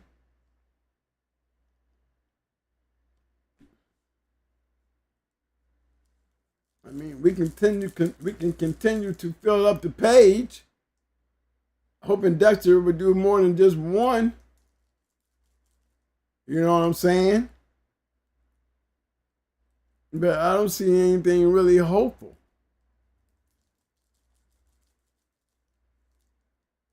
You know, that's all I'm saying.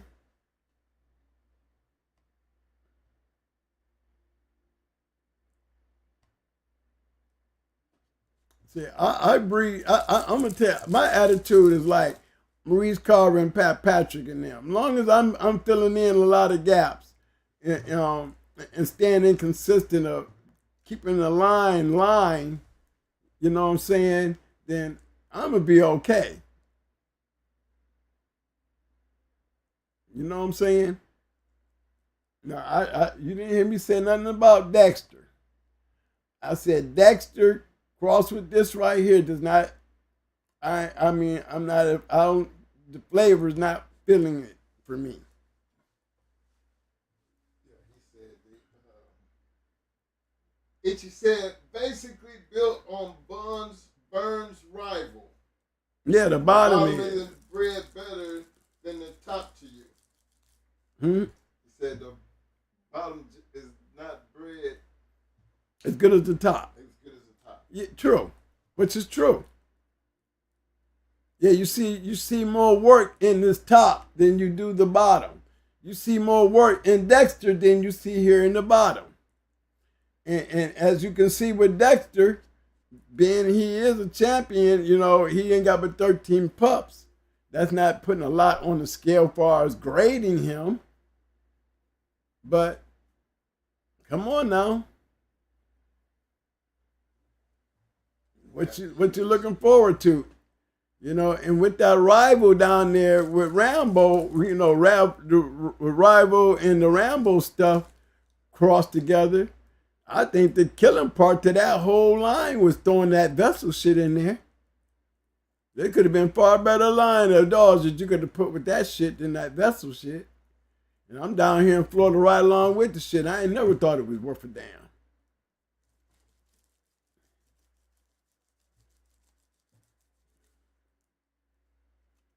Vessel didn't live far from where our farm was, you know?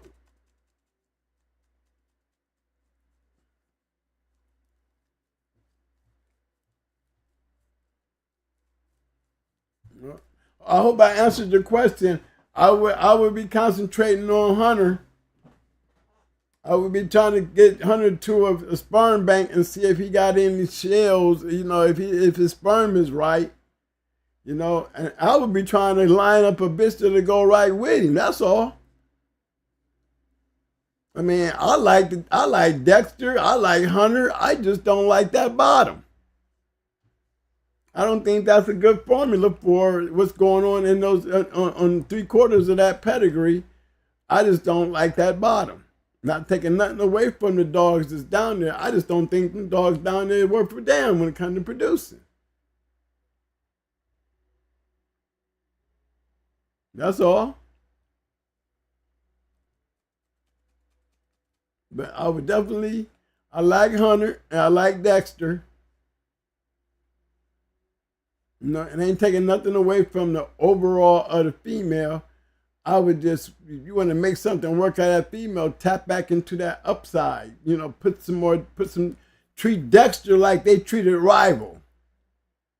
You know what I'm saying? Treat Dexter like they treat a rival. Go double up on Dexter. You know what I'm saying? And you'll see what I'm talking about. I think you're gonna see a better line of bulldog. Man, the top, I'm pretty impressed with the top. I'm pretty impressed with the Hunter dog. You know, because for you to get a Super Nat dog with some ace in him, crossed with the Barracuda Mayday stuff, you know, it's not like I haven't seen that myself before because that's what Champion the Brat and them is.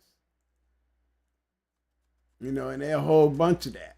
You gotta remember, he was taking Brat, breeding her back to Mayday, and then taking Maytu and breeding him back to Brat. That's double ace. Damn near triple Mayday when you start looking at Red Ruby. You know what I'm saying? When you're taking Brat and Little Mayday and you taking a female out of that and breeding back to a son of Mayday, champion son of Mayday, you know, that's a whole grand champion, yeah, champion son of Mayday. Great was a champion. You know, and you get the grand champion out of that, you know, that's a double ace. That's almost the same kind of lineup you did here. You go back and look through Bebe's pedigree, you know, you see a lot of those Latin Force boys taking that Barracuda, crossing with Bebe. You see it was working. Why was it working? You know, it's bred just like Hunter. A lot of Barracuda, a lot of Stone City, a lot of Mayday.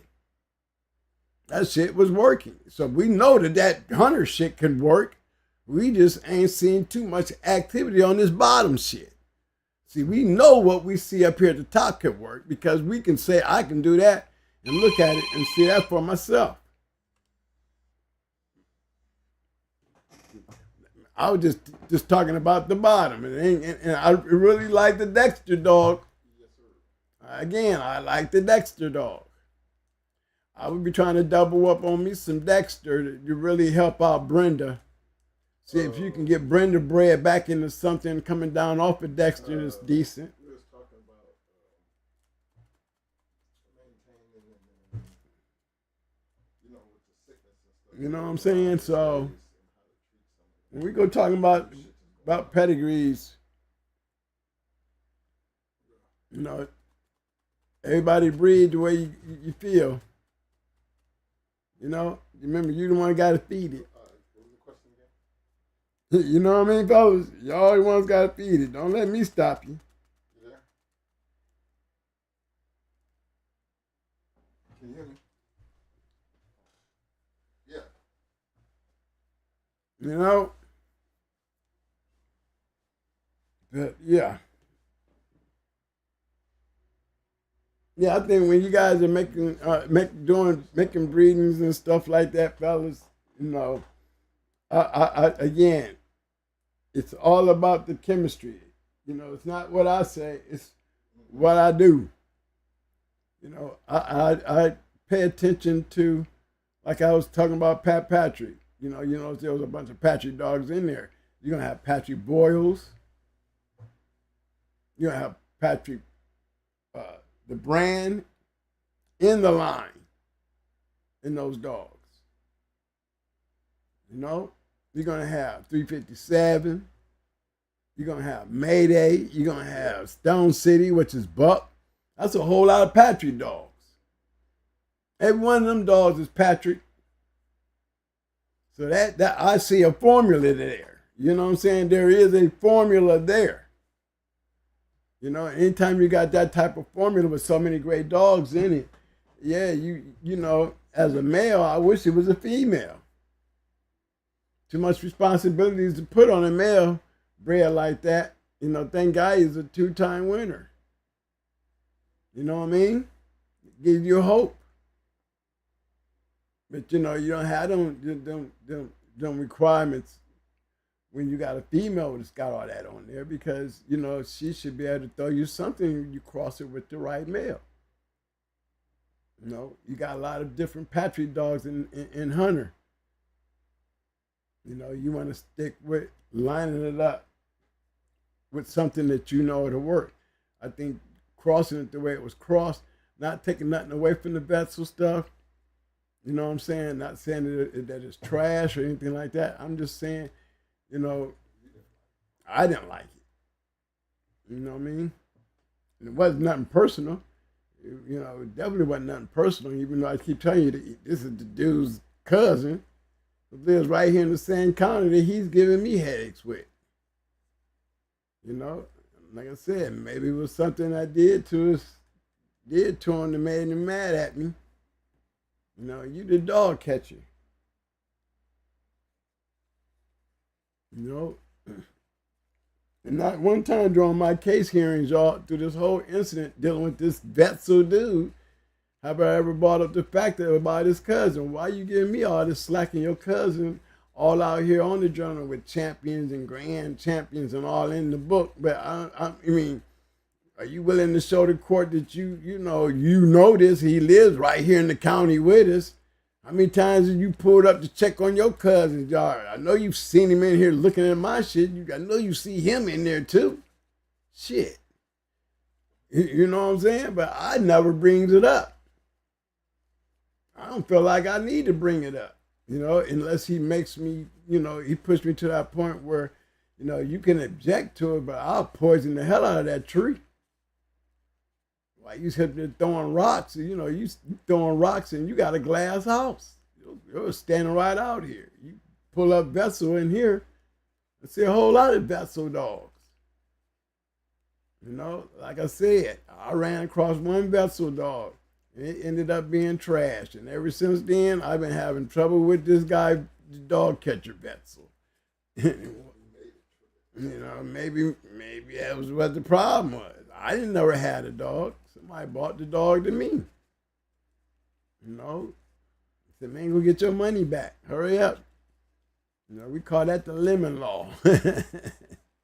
And ever since that, man, I've been having problems with these people.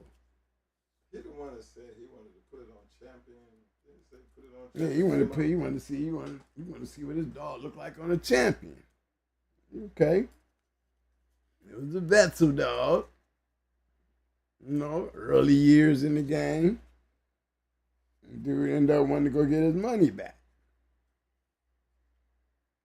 You know what I'm saying? I hope it wasn't Vetzel that psyched him up to even come over there and try it anyway, the way he came over there talking. Like he left the man's yard and ran to my yard, Learned a real harsh lesson. Go get your money back if you can. Just don't bring that shit over here. And then since then, I've been having problems with this Vetzel dude. I think they got the puppies and took them over there. Killed the grown dog and kept the puppies. Might think he took the puppies, man, and took them over there to his cousin.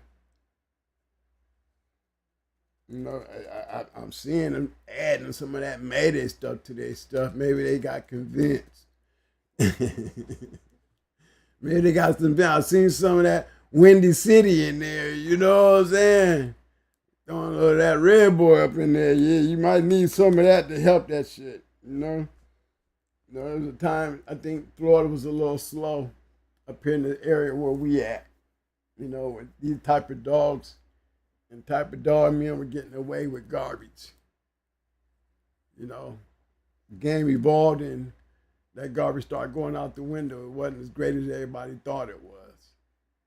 You might have some staying power, but you go ahead and look a little closer, deeper into that storybook, you find out, them the ones you be asking them crazy questions. Well, who did you beat? I don't know nobody on you. You talk about. Yeah, we was eating all that shit up. All that shit was trash. But, you won't see it running around here in a lot of pedigrees. I seen one the other day, there was a nice Vetzel dog. He was a grand champion. You know what I'm saying? The first thing came to my mind was, living down here. You know what I mean? And when you living down here and you in the same area, you ask that question, It's not hard to have a grand champion. It's just hard to pop up with one in the area where it's just pretty active. We don't know nothing about this dog here.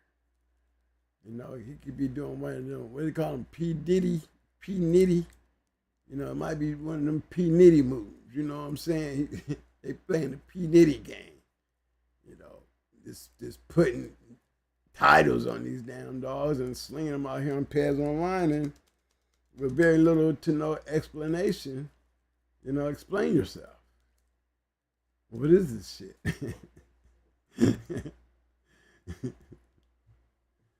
Yeah, that we done got away from the medicine and shit. Let me get back on that medicine, man. And before I close out tonight, I don't mind y'all guys sending up pedigrees. It's only an opinion. Don't go ready to kill the messenger. Just pay attention and look a little closer. You the one got to feed it. You the one got to take care of it. So it's whatever you feel. You walk out there one day and you running low on your dog food, and then you look over at that shit and be like, I think I need to get rid of that shit. I'm running low on dog food. I'm feeding some dogs on this yard just unnecessarily getting fed. Because at some point, it gets down to that. What dog, man, and if you're doing, taking care of dogs and you're in the business of feeding dogs, you don't got to be doing nothing but feeding dogs and see that there's a value to every chain space on the yard. Because every chain space on the yard is going to cost you some money. Now, you out here wasting money on a chain space, but you got something tied there on that chain space, then you need to ask yourself, every day that you feed this dog, are you feeding potential money or wasting money? You know what I'm saying? But she got a big head, twin. Well, okay. I would guess there's nothing wrong with having a big head and keeping a dog that's all you feeding it for, and it's all your dog is worth is just because it got a big head. Then, hey, you the one feeding it, you the one paying for it. So feel what you feel, do what you do. You know what I mean? You just ask my advice, and I would always continue to tell you, the simplest thing is put chain space on your yard, and that would take you back to the medicine and the taking care of, and the cameras, and the equipment, and the medicine, and the knowledge, and the cleanliness, the discipline that it takes. If you ain't willing to put that in, then you got a lot of chain space that you just wasting money on. And we're not even talking about your pay scale. You the one got to go clean it up. You the one got to go feed it. You the one got to go take care of it. You the one got to go get the medicine. You the one got to do all these things. But have you lately thought about what you've been doing? And really, how much is it really costing you? And how many times do you give an excuse when you walk up to that certain dog on your yard and you look at it and you really just don't know about that dog? You've been trying to think about keeping it or getting rid of it. That dog right there, right? Go and do the math. You start feeling like you don't want to walk over there and put some food in his pan, then it's time for you to get that chain space open. Stop the bleed. Yeah, it's called bleeding. You're bleeding. You know what I'm saying? You're losing unnecessary blood through unnecessary acts. And what's the unnecessary act? You're feeding bullshit. And you feel it. Because you do not like that dog. I've seen dogs on my yard. I had Maytooth's little May brother. All he used to do is just attack my foot. Attack my foot. He could get a dog like he'd get my foot. He'd be grand champion. You know what I'm saying? I would have to come out my boot. Dog catch me off guard. I got to come out my boot. He'd be biting that foot so hard. But again, looking at that chain space, I can give a damn how much he offered Mayday. I was never impressed with him. I never bred him. And I gave him away, and still, nobody ever bred him. But if I had to do it all over again, though, people, there was something wrong with that dog, and there was a screw loose. And, no telling what that dog might have produced for me. One thing for damn sure, he was definitely a cold dog. Weird and cold. Never didn't show me none of the talents of the bulldogs, but he definitely was weird, like you would expect a nutcase of a Mayday dog. He was a nutcase. He was a pretty dog too, but he was just a nutcase. But guys, let's get back on this thing before I close out tonight, man. I want everybody to tell me what is the most important thing that all the dog men should have on their yard when it comes to taking care of your dog. You know what I'm saying? I want to see everybody, so we'll see if everybody remember what it is. What is it that we need? You got what does it take to solve all your problems, at least put you in a direction of solving your problem that almost I would have to say 75% of you guys don't have. You want to go ahead and put that in the chat as I ask the question. I like to see those answers. I want to see these people, where these people can go back and go through the chats when they watch the show. People that's in the chat room, you know, they'll pick it up if they put it in their money. My answer, what's the answer they're saying? What was the question again? What was the most important thing that they need to have on their yard that 75% of them don't have? We're going to give them a chance to answer that.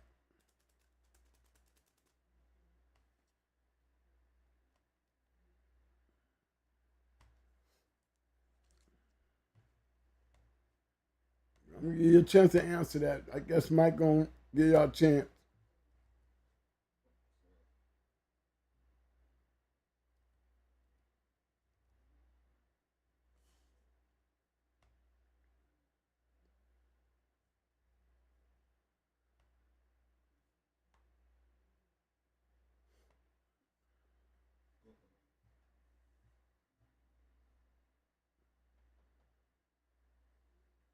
Oh, y'all ain't answering my question? Y'all don't know my question, my answer to the question. Let me say it one more time. My question is, what is the main thing that I talked about tonight that you guys need to have? And I said at least 75% of you guys don't have. What's one of the main things that's going to help you eliminate when it comes to you diagnosing what's wrong with your dog? You mean there's nobody answering that, man? If nobody answering that, then guess what? I will never ask another question from you guys ever again. But you already know that. I mean, I know that. So we talk about it so damn much. Right, but they ain't nobody. You saying nobody in the chat answering? I'm mad. Okay, I remember that. I remember that. Next time y'all want to throw a pedigree up there. Johnny Rocket came through and said microscope. Thank you, Johnny Rocket. Thank you. Thank you, sir. Johnny Rocket, you're 100% right. Okay? Maybe I don't know what all y'all doing in the chat room, but I hope y'all listening to me, because if I'm sitting here wasting my time, I guarantee you when I start popping up 5 minutes before Mike ready to shut down, I guarantee you we get better participation. Because remember, I'm not sitting there being able to entertain with you guys. I'm sitting here in front of a camera looking at a TV screen, looking back at myself. Okay? So when I look for some participation, y'all need to join me. If you don't want to join me, then I ain't going to want to join you. You know what I mean? You know, microscope is the answer. And it's not a very expensive tool to have. You go looking for them, not like they're hard to find. I mean, come on. I wouldn't get one like this one. I wouldn't get nothing like this, even though it says 1,200. You know what I'm saying? It would be pretty good. No, I don't trust them. I mean, this one right here for 71 is pretty good. This one right here is even better for 92. LED 40X to 1000X, yeah, that's all you need. You know what I mean? For $92. I mean, even this one right here is worth that.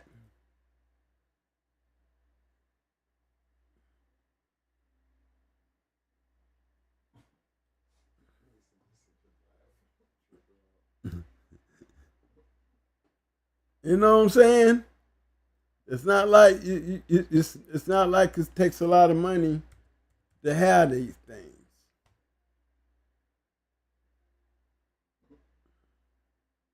What big brother talking about, Mike? My man Itchy said, I thought she was a nice bred dog. Twin seen that Bepson name and was like, nah, not that shit. Man, because I live down here with it. Okay, it wouldn't be like if it was in another state. Me and that dude live in the same county. Been living here since 97. Okay? Like I said, I don't never call nobody's yard trash unless I didn't beat up on it. You know, that's all I gotta say about that. I ain't gonna call your yard trash unless I didn't have my hands all up in it. You know what I'm saying? And the guy didn't live far from me. He was like down there, like around the corner from me. And his cousin seems, and he's a dog catcher, want to run around here and bust everybody in the county with lies and bullshit. But he got a cousin around here still out here on, advertising his shit like Free Willy. And the shit is nothing but garbage. He could be a fake ass dog man to me. He could be working with the police, which his cousin is. Why I wouldn't be trying to have none of that shit. I mean, how you gonna have some shit that the dog catcher is running around here busting everybody who's beating this shit up seems to get a charge? You know what I'm saying? Yeah, we still he quick to get up in front of a court and talk about my dogs on Pets Online, but then I see his trash ass cousin shit all up on here. I'm pretty sure with all the damn animal control people around here, ain't nobody walking up on his yard. You know what I'm saying? So yeah, the vessel shit is definitely a turn off. One, because it's police shit. And on top of being police shit is trash. Trash! I say trash!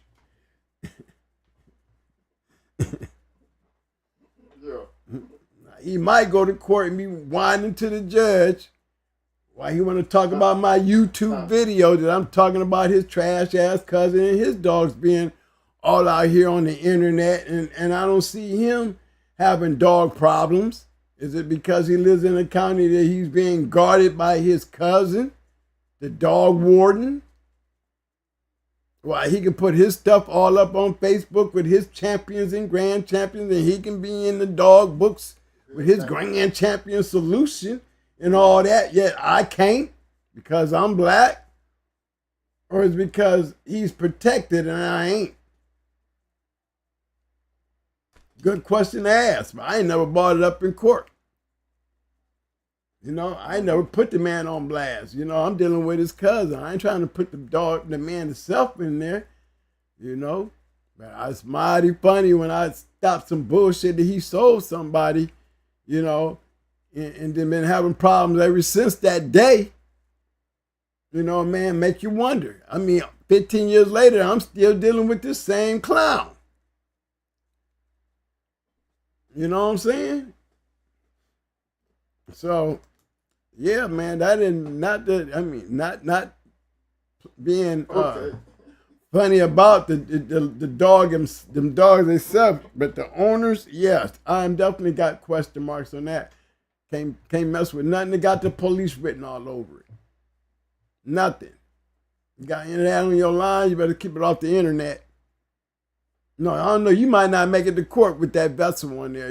That might be your get out of jail free card. 'Cause I'm pretty sure you got vessel on there. I don't think nobody here in Hillsborough County, Florida, gonna say nothing to you with that one. I need to go buy me a vessel dog to feed just to keep this clown off my yard. The first time he give me a problem, I'm gonna throw this shit right out. I'm sitting up here selling his damn cousin shit. You gonna call me a dog fighter? I got his shit. You know what I'm saying? I need to go get me I need a little female off of you. Just so I can have me some Betso shit on the yard so I can throw that up on the court. Now I got this shit all over my yard. Now, when you want to call me a dog fighter, yet I got his dog. Do we need to bring his cousin in here? You know what I mean? Since this guy claims to be an expert dog man as a dog warden, how did you get that? You didn't go to school for it. We already know that from the trial, from acting like you went to some school for dog fighting, knowing you was telling a damn lie, and I caught him on it. But we know where he got all this experience. It's clear. You know, you got James Wetzel, and then you got the dog catcher Kennels Wetzel, same Hillsborough County. Make you wonder, right? I wouldn't want to have none of his shit on my yard. Because that's just like you got the police's shit on your yard. You know, but it might save you if you lived in Hillsborough County. You know, you go out there and pull up your pedigree and go give it to him and show it to him. You might walk away. He probably would. You know, he's one of them kind of sit there and tell a lie, so you know he ain't worth a damn. So, you know, you can probably get away with anything as long as you got vessel dogs on your yard. You know, you ain't got no vessel dogs on your yard. You better have some cameras on the asshole. You better have some cameras and they better be mic'd up. This dude gets up in court and says some crazy shit. That's why he's never been able to get nothing on me. Because, you know, he says crazy things. You know, he's carrying a badge and I'm not. So you know how you have to deal with them kind? You got to show who's the liar. The man carrying the badge. I think it would be to my benefit to have one of them vessel dogs. You know, just to be able to sit there and say the next time he bothers me, yeah, take me to court so I can expose your cousin. And while I'm at it, expose your ass. Because I think you and him is working together. I think you learned your dog fighting experience with your cousin. You know what I'm saying? I would love to say that up in court in front of a judge. He got what? Yeah, Your Honor, you didn't know that? Man, I've been working over 20 years here. Y'all didn't know he had a cousin right around the corner from me that had a dog all up in these fighting books and he's talking about me being in? Huh? Y'all didn't know that? All these years, you mean to tell me all you people working in Hillsborough County under animal control don't know about this man over here with all these pit bulls?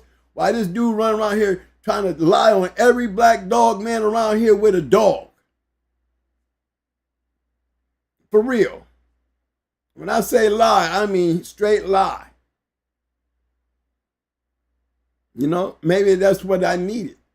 And all because I wouldn't give him a puppy. Maybe it was more than that. I didn't want to give him a puppy, and on top of that, I beat up his cousin's shit. Caused me nothing but problems. You know, ever since, still to this day, I'm dealing with the same clown.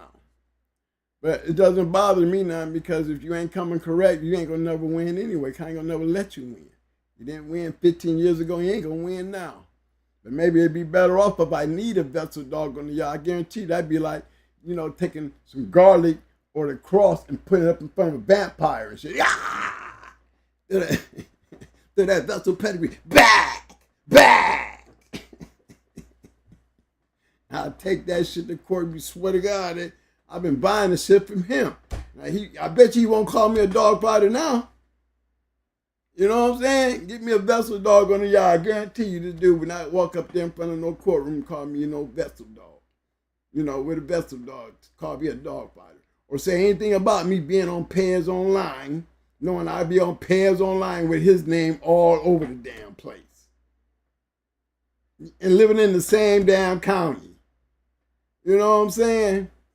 That's what I need to do. You know, that was a good idea, man. Yeah, you let me know when you get to them puppies, man. I might want me a female. I need one. You know what I'm saying? Just to set his ass up, because I would. Itchy said, feed the vessel dog last on the yard. He'd be at the very end. The very end. He'd be the fattest dog on the yard. He looked like a fat blimp. Like an old pudgy ass dog. You know, he get a lot of food because he sure as hell ain't getting no love. You know, I got to keep him fat and fluffy so I can use him in my court appearances and pull up his pedigree while he's always talking about somebody's shit on Pairs Online, giving these dogs titles when his dog is sitting up there with titles. Y'all saw it. Look at my man's pedigree. How you gonna be out here trying to take somebody to court talking about pedigrees on Pairs Online and your cousin lives in the same damn county as you working in as animal control with grand champions all in the journal for years, still got shit out there on Pairs Online and got the nerve to be there bothering me 15 years later. Come on, man.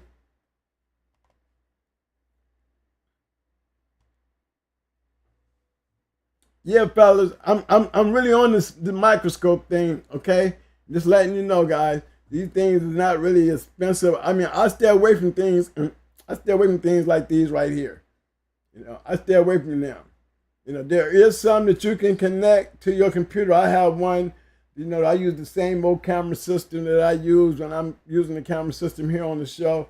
Yeah, it has a little piece that I can put on my microscope and connect me to my computer. And I can check real, it just works real good for me like that. I'm not a fan of these right here. It says 1000x, but you don't see but 1000x. No, I need at least a 40, you know what I mean? 100, see like something like this right here. You see I got that 4x all the way up to 25x. So we don't need no 2500x. We can use 100, we can use 40 all the way up to 100. You know what I mean? That's about all we need. We don't even need that 1000. You know, just need an old good one. I mean, I didn't pay but $60 for mine. And mine was used, but I got a nice one. It looks almost like this one right here, but it ain't like that one. I would put mine in, I don't have the double wide, but I got a lot of, I got a lot of different knobs. I got knobs to move my shit back and forth this way or up or down right here on this block right here. I got, but basically the same thing, 4 times and all that. Yeah, but I ain't pay no 200 and some dollars. No, this old 50, this one right here is a good enough one. Old $50, that's a good old $50 telescope. Tubi, you can try to sell you something.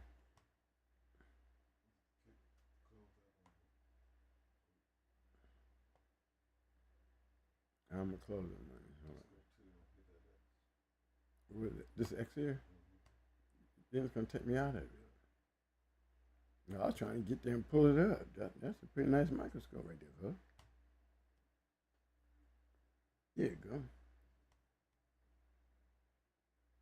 See, that's a pretty nice scope for $50 though, y'all. I mean, the 40 is enough.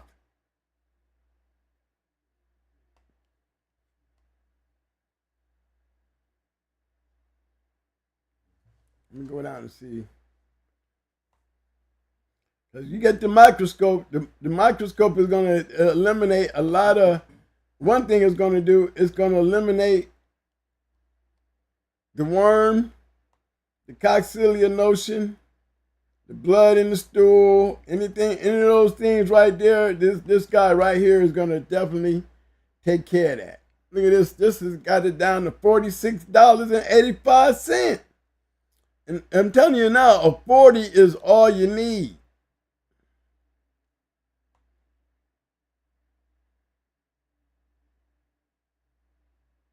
You know what I'm saying? Just an old simple old microscope. It ain't got a bunch of knobs on it, It ain't fancy dancy. But all you're doing is researching dog shit. So, it don't need to be fancy dancy. But it's got all the stuff that you need. See, yeah, it got the back and forth. See the minute thing I was telling you, go up, down, side to side with your slide. Yeah, that come in handy.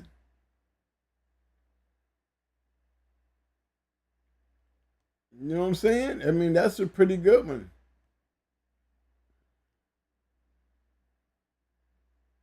$640 is more than enough.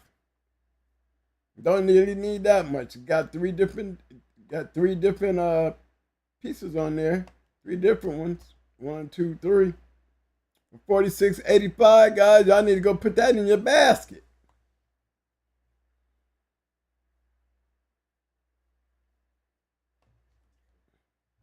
Yep, see there you go.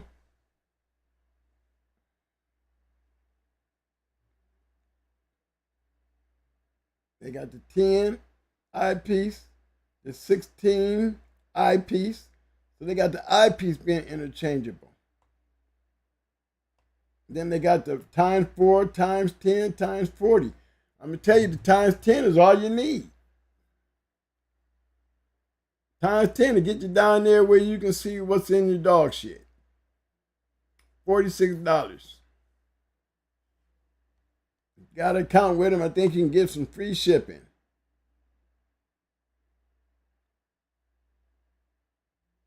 All right. That was my sell of the day right there, guys.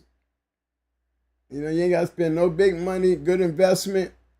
Good investment. Pico collection. Pico collection.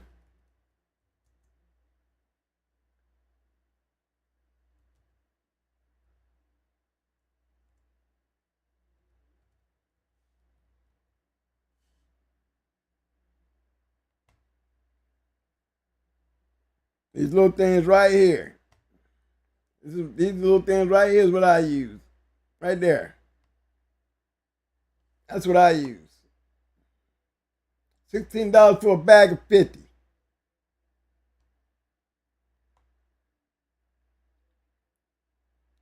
That's what I use right there, gentlemen. Take that little green piece out. You know what I mean? Take it, stick it down into your shit. Twist a little bit. Take it, stick it, push it right down in there, close it, snap the top on, get you a black marker, put your dog's initials on there, take a couple dogs up in there with your microscope, and you saving so much money. Look, you could do your whole yard off of what you would pay the vet to do one fecal sample. You know what I'm saying? You need to get your slides. You need to get your microscope slide. You need to get your microscope slide, and you need to get your fecal flotation solution. Fecal flotation solution. I'm going to put that up there in there for you. All right? Animal fecal diagnostic kit. Right now, we ain't spent but $70. How much they charge to do a fecal sample at your vet? And just to think, them two things right there, you can damn near do your whole yard with a little more investing. Okay? Let's go do some fecal solution.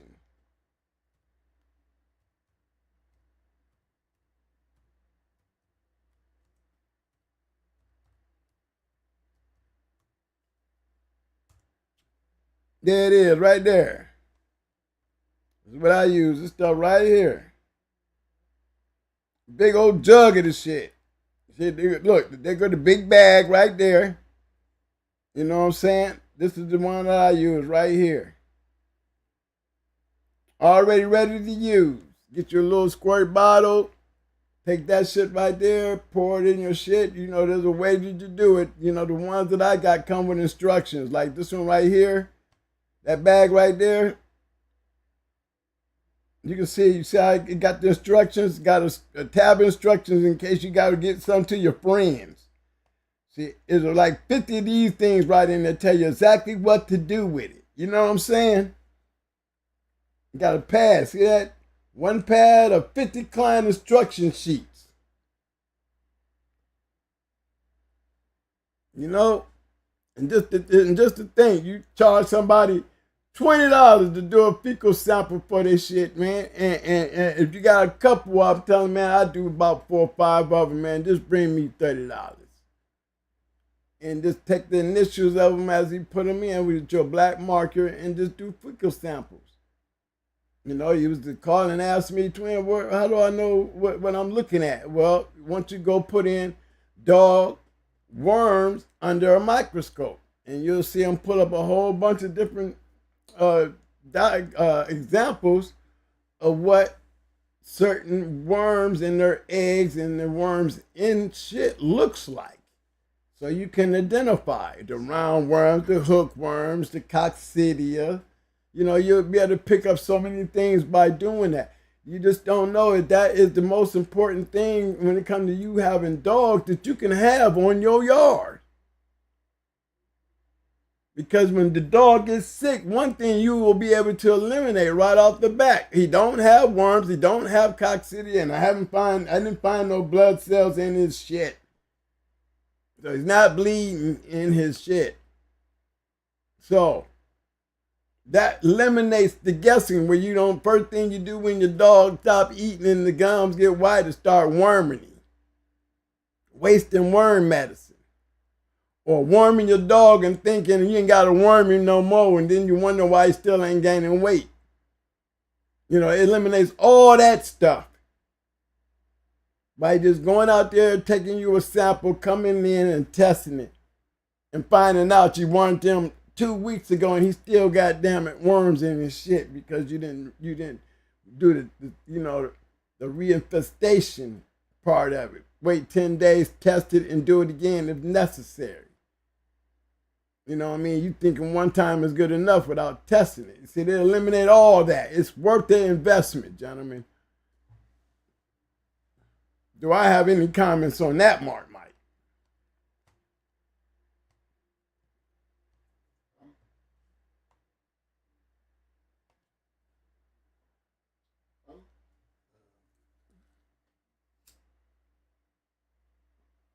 Triple Bore. They're high concentrated sugar water for fecal solution. I use it too, bro. I use it. I make mine too. But I take the sugar and still put a bunch of sugar in the solution. I do. I still turn around and put a whole bunch of sugar in that shit right there and shake it up. Make it thick as hell. It just said pull up cockapuro. C-O-C-C.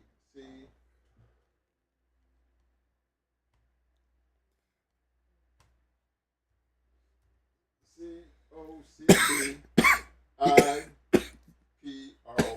Okay, C-O-C-C. C-C.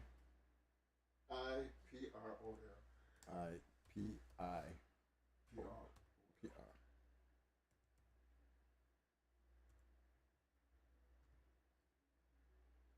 O-L? Yeah.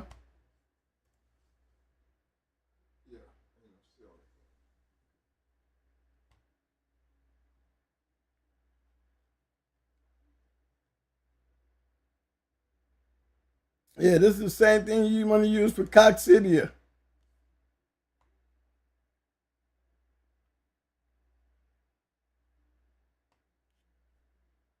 See, it's a drinking water for ducks, but see, it's for treatment of coccidia, coccidiosis. You know what I mean?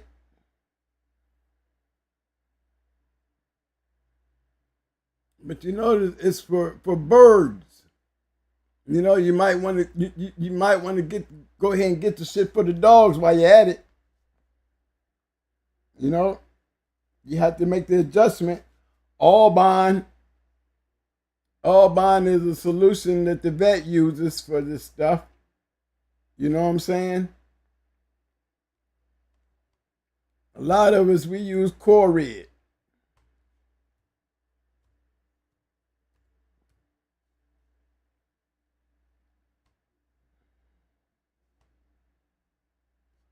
That right there.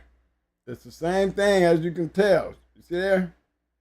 Same old word that we saw in the other stuff there. 9.6. You know, you got to make it a little bit stronger because if you want to use the actual thing that the vet uses for coccidia, the vet's going to put him on some Albon.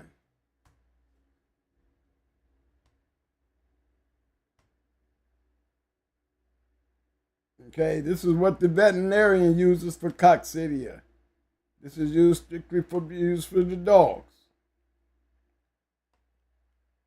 You know, it doesn't taste as nasty as, you know, the Core-Red and all that stuff as we put it together. The active ingredient to this stuff is this stuff right here. See that 12.5%? If you can't find it, that is it, you know. As far as, if you notice, see right here on this package here.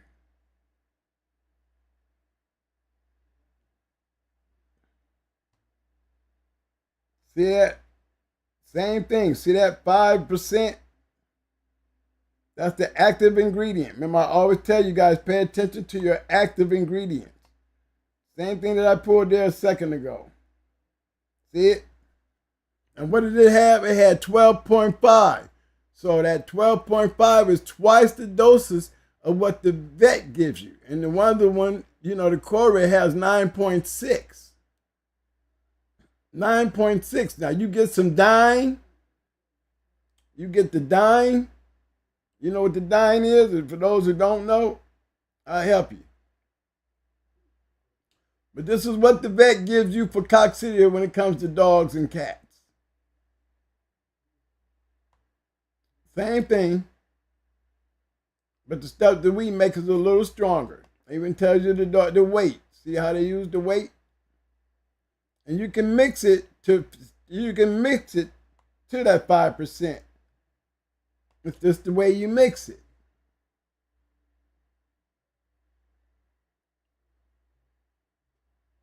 You said 5 pounds.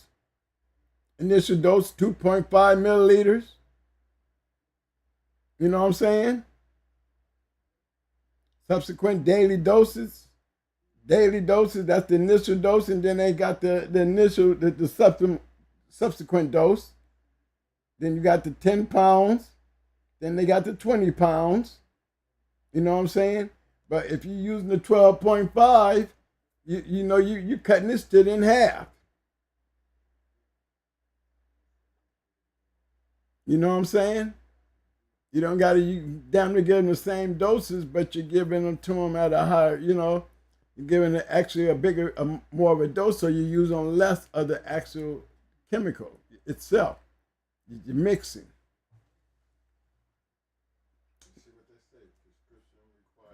And as you see, it says prescription required. Just to get the Albon, yeah, we can get out here in the street if you know what you was doing and make your own.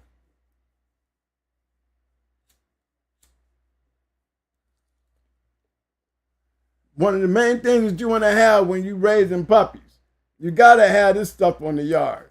You got to have that stuff on the yard. You really do. But we make our own Albon. We make this stuff by using the core red. By either mixing this stuff here, the core red, or this stuff. See, 9.6. It's almost the same solution as the solution that we had earlier. You know, the one that had the straight up. I don't see it on here, on this one.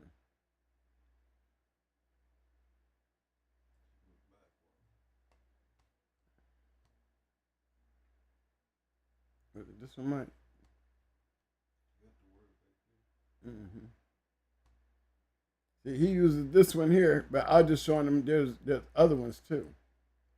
I think it was on this one here, wasn't we?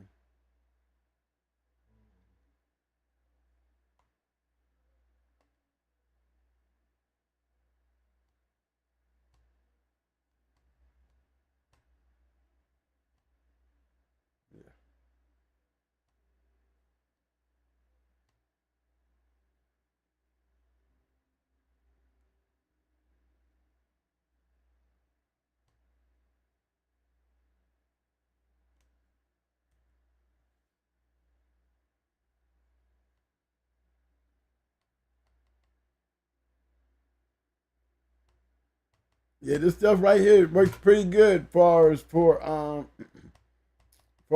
solution when it comes to taking care of puppies with coccidia. And believe me, you definitely need to have this stuff if you're raising puppies, especially for the guys that live down here in the tropical states. We have real hot summers and things like that. It really comes in handy. It's really good to have because 9 times out of 10, coccidia is related to hookworms.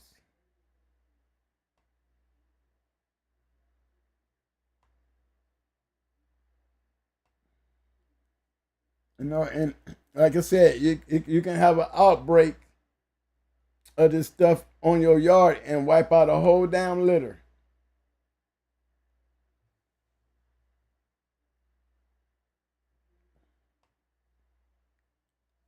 Big shout out to my man, Mr. My Turn. Mr. My Turn said, can you talk about the brucellosis testing and treatment? Brucellosis, ain't that kennel called? I'm trying to remember. Mm-hmm. Oh, let me see. Let me just pull it up. I think that would be kennel cough. There was I would used to use tricycline for kennel cough. And let me just pull it up. Let me see. Yeah, kennel cough.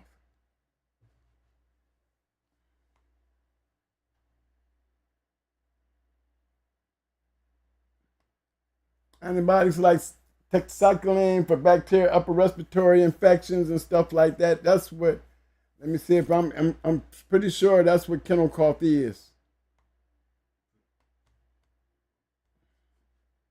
Yeah, you can go ahead and spell it out to me, Mike. But I just wanted to see.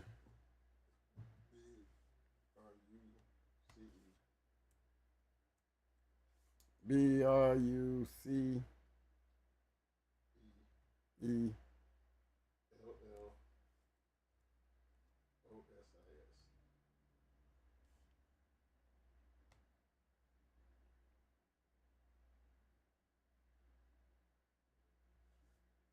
Big shout out to my man, Mr. Michael Schrader in the house. He said, you don't wait till they have it. You use it as a preventer. That's right. Remember, I just said that. You know, you use it as a preventer. Now, this brucellosis stuff, I mean, me personally, you should be able to get this when you give your dog they puppy shots. Vaccinate.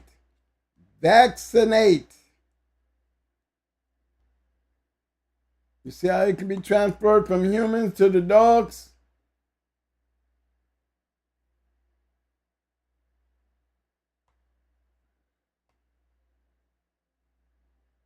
If you vaccinate, you will not have this problem.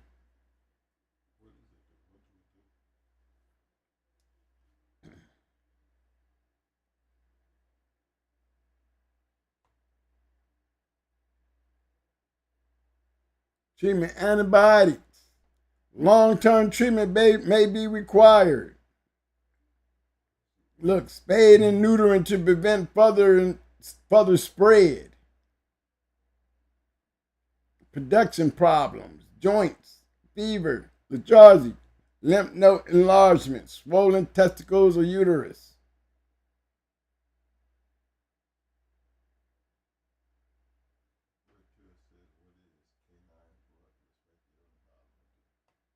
Right here.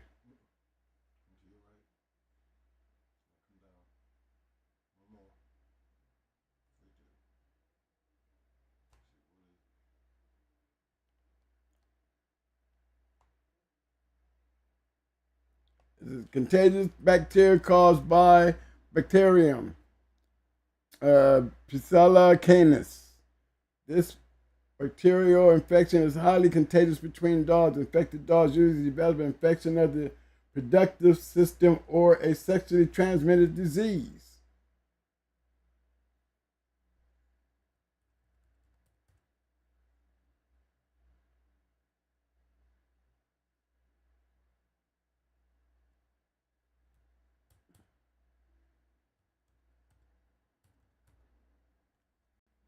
Okay, I'm gonna go back and then we're gonna go look at the vaccine for this. Okay, they do have vaccines for that.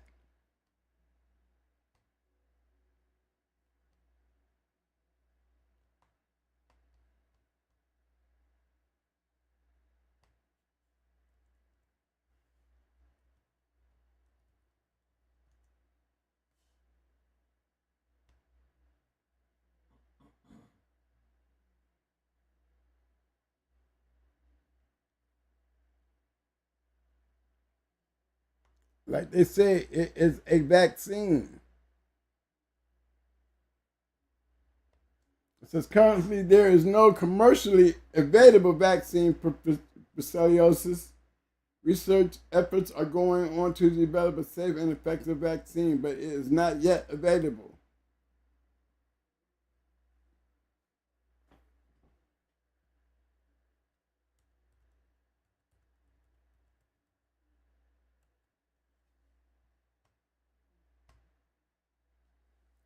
To prevent the spread, it is recommended to test all dogs before use, isolate infected dogs and treat them with antibiotics, euthanize infected dogs in severe cases, maintain clean hygiene and sanitation practices, avoid contact with infected animals or their bodily fluids. Further research and developments are crucial to provide vaccine for brucellosis in dogs and protect both canine and human health.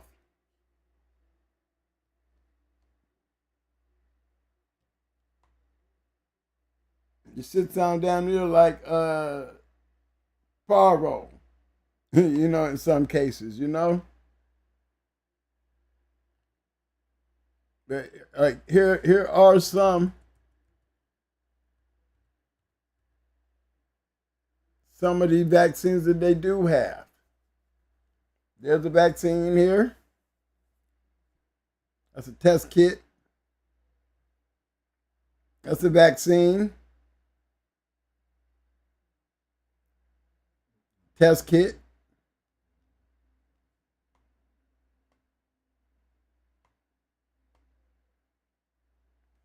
Usually, when you're dealing with young dogs, and then just dogs in general, see that's a breeding problem. Jeffers, they have it.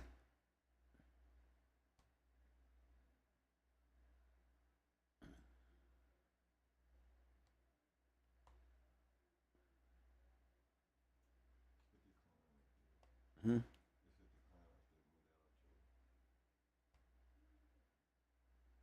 But as you see, it comes in the same thing as the parvovirus, puppy 7-in-1s.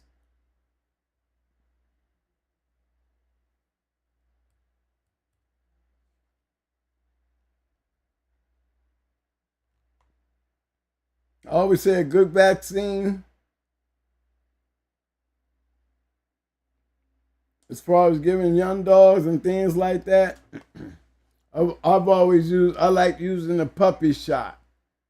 You know what I mean?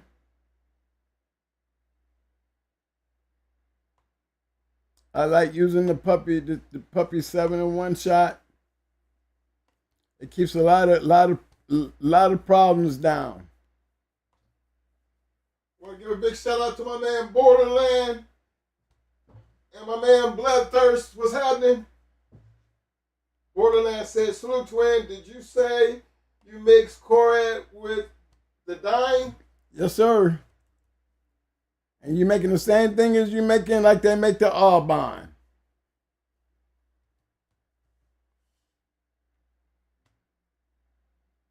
There you go, right there.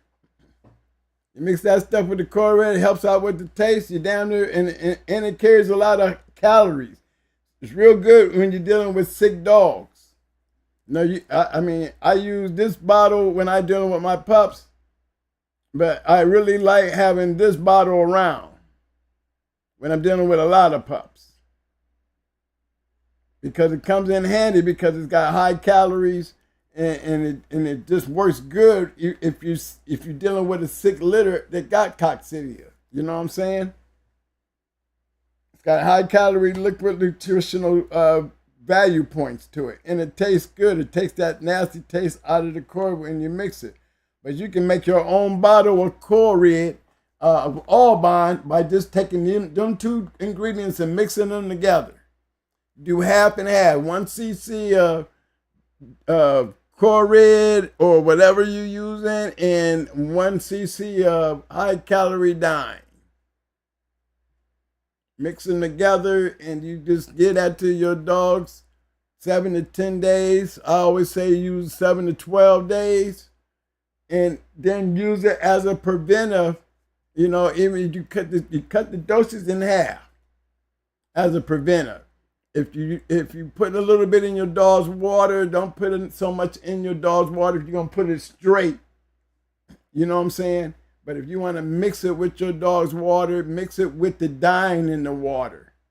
You know what I'm saying? Mix the dye with the water, with the medicine in it as a preventive, and you'll be all right. If you try to put that shit in there, that corvid in there with that water, your puppies might not want to drink that water because it has a terrible taste. You know, me, I like giving mine with the straight syringe. You know, straight syringe, to go in there and give them a little, you know, mix my little mixture up and just give it to my puppies every day before I feed them. You know, I clean everybody up, then I go in there and just grab me a little thing and just take my syringe and just give everybody a little taste of that shit. And I mean, because you want to keep the dogs clear.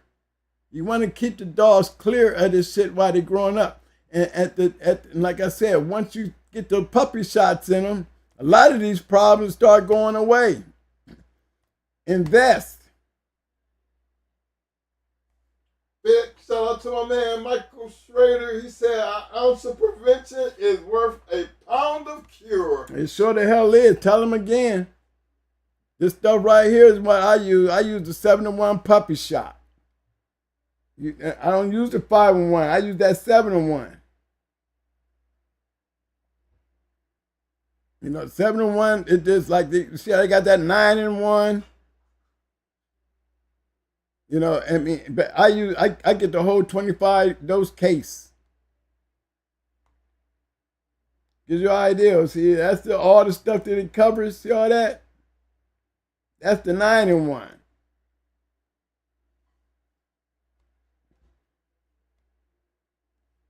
I don't use the 9-in-1. I use the 7-in-1.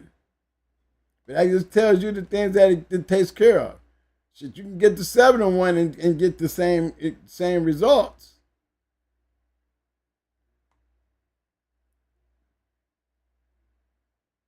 And when it comes to the wormer, you know what I'm saying?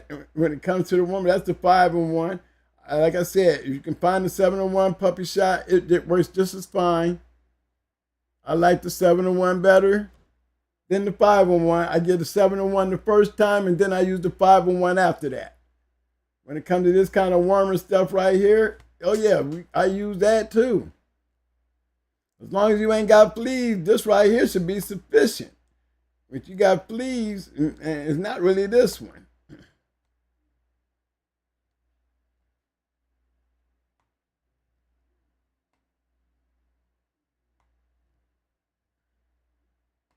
I'm gonna see if I can pull up the one that I use. I'm gonna compare it to Nemax.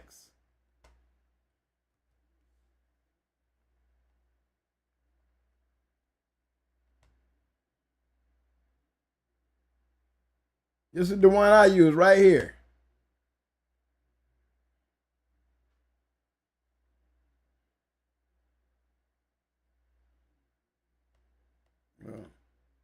Almost the same one, but it's still not the one I picked. You know, it's still not the one that I picked. The one I picked looks just like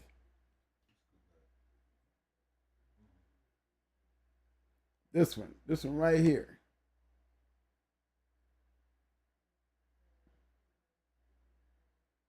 See, it keeps going to that one. Well, I don't know why I keep going to, let me try this one.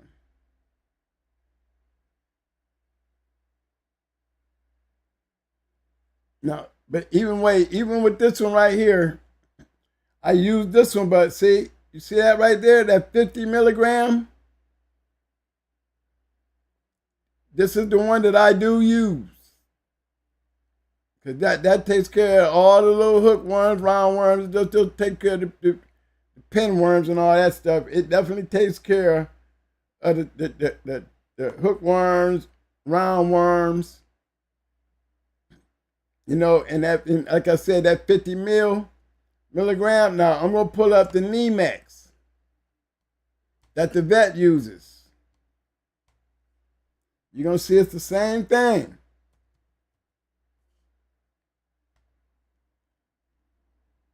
That's the Nemax. You pull up a bottle of this, and when you go to look at it, you're going to see 5%.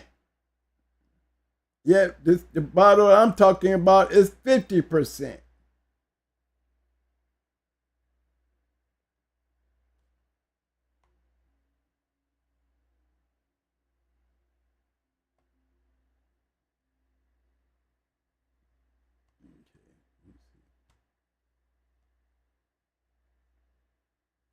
Okay, you see it right there. It's not see active ingredient, 4.54 milligrams of pentyl base as per per milliliter. You see that 5%? It's not even 5%. Yet the bottle I showed y'all was 50 milligrams. Down there 10 times stronger than the Nemax. That the veterinarian that you use, you need a damn near a prescription to get this shit. See, same thing, remove large roundworms and hookworms in dogs and puppies. You can even mix this shit when you mix up your core rib with your dime. And I get this stuff for pretty cheap. You know, you go in there and you put in 32-ounce bottle of that, the stuff that I was pointing out. You know, they keep bringing up that other one. I have never had that other one. I always had the picture that I took. But this is the same thing that the vet's going to give your dog. Yet I can get this same bottle, look, 16 for 130, yet we can make this shit stronger than Nemax for less than that. You know, same thing. This is what the vet used. So the two things that I pointed out was the coccidia and the puppy warmer. 16 ounces, $130. Yeah, we can get 16 ounces for $16 down there, $32. You know what I'm saying? And have 50 milligrams. Don't even got to get a dog that much. Half a cc here or there for a puppy, based on the weight that you give it to them. You know, and for those who need to know the dosage, if you don't want to look it up, you know, send me an email. I got doses to a lot of this stuff. You know what I mean? So a lot of that stuff, you guys, you know, it's like you want to have all the things that you need to take care of your dogs, especially. One of the other things that I want to bring up is we all have accidents on the yard. And anybody that ever had a dog get loose on the yard, you know what I'm saying? It's a terrible sight, but you'd be lucky if you come home and you know both dogs are still alive. Now, here's my problem and here's my question. What do you do with a dog that then got off the chain and then got busted up? What happens if the neighbor calls and the people come over and see your dog scarred up from an off-the-chain accident? Is that going to make you a dog fighter and get your yard snatched? How are you going to prevent that? One way to prevent it is have those cameras, like I said. One way to prevent it is to make sure that you keep on tape the accident that you had on tape, being you had your yard on camera. Not saying that you got to record and keep everything, but if you have an incident on your yard, thank God you had a camera to catch it, because it would go definitely on the thumb drive, showing that this dog getting loose and these dogs spending a pretty amount of time out there fighting. You wasn't fighting them. It's something that always happens with any dog. They will get off the chain. And you have a better defense of getting your dogs back in case they do come. Make sure you got the broken chain. Make sure you got the broken collar. Anytime that you replace a chain that's been broke, anytime you have to replace a collar that's been broke, don't throw it away. Go put it up, because you may have to use it. Because the first thing they say when you got scars on your pit bull is you a dog fighter.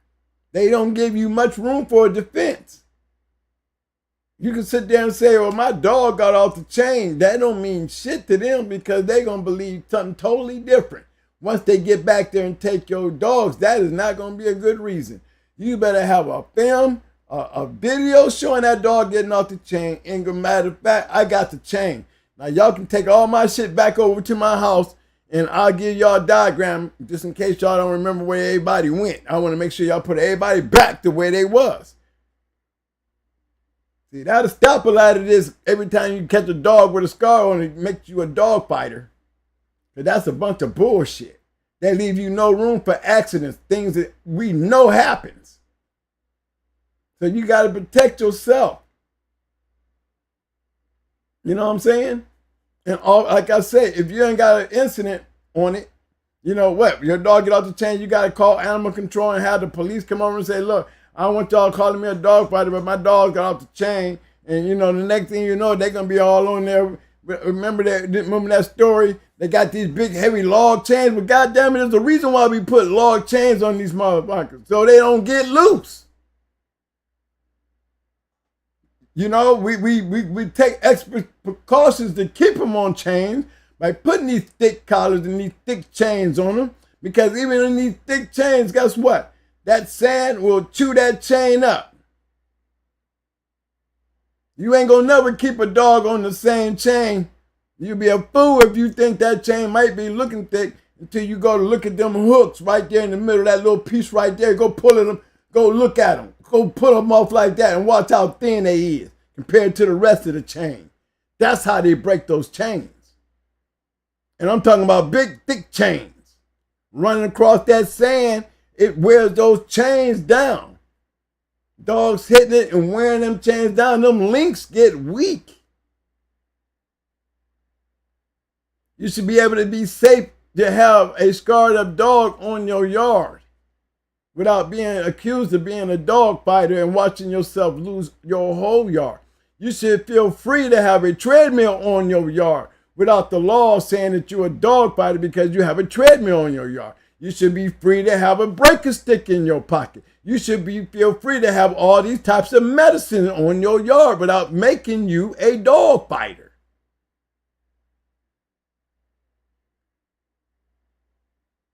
Just making sense. You know, I would love to make PBK news and show PBK how you do them. I'll show you how you beat them. Show you exactly how you beat them. You know, you ain't ran up in my house looking for drugs when you got me. You ran up in my house on a lie. You took all my dogs on a lie and then put them all down before we could ever get to court to prove that you was lying. It took a jury to stand there. 3 judges. 3 judges went with that lie. You put all that shit in front of a jury, and the jury I didn't even have to put up a damn defense. That tells you what kind of system you're dealing with when you're dealing with the court system. If it took 3 judges and 4 lawyers, damn near what? 4 lawyers to get in front of a jury and don't even have to put up a defense and get found not guilty of all that shit. But it got by 3 lawyers, 3 judges. 2 judges signed the search warrants. 2 judges signed the search warrants. Okay, so no, don't be running around here in fear while y'all trying to do the right thing. While y'all trying to do the right thing, I hear my young man over there talking good words, but the one thing he ain't telling you how to face the fight. You know what I'm saying? I've been in the fight and won it. Okay? I can tell you how to win it. Because you ain't doing nothing wrong. It ain't going to matter. If you didn't have an accident, it ain't going to matter if they walk on your yard and catch a treadmill there. It ain't going to matter. They're going to take your dog and call you a dog fighter and make you fight for it. And then still try to keep your dogs. Well, guess what? You need a whole lot of evidence to prove that, because I ain't never seen not a TV person or a court, a prosecutor or an animal control person not go in front of that camera and start lying. I done seen them all lie and blow up shit like, oh my God. They want to hear the people go, burn him at the cross, tie him out there on a big heavy log chain. Put some scars all over his ass. Okay? Yeah, that's the kind of shit that hit the news. But in true reality, 90% of the stuff that they talk about on the news about these situations, you ain't against the law to have. Now, you can't explain scars being on your dog, okay? It's a hard thing to explain, but it's a simple thing to explain when you can sit there and say, hey, I had a yard accident. Now,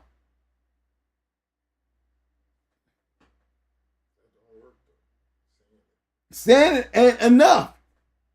You better hope like hell, really, I had scars on my dog. Roger had scars on him.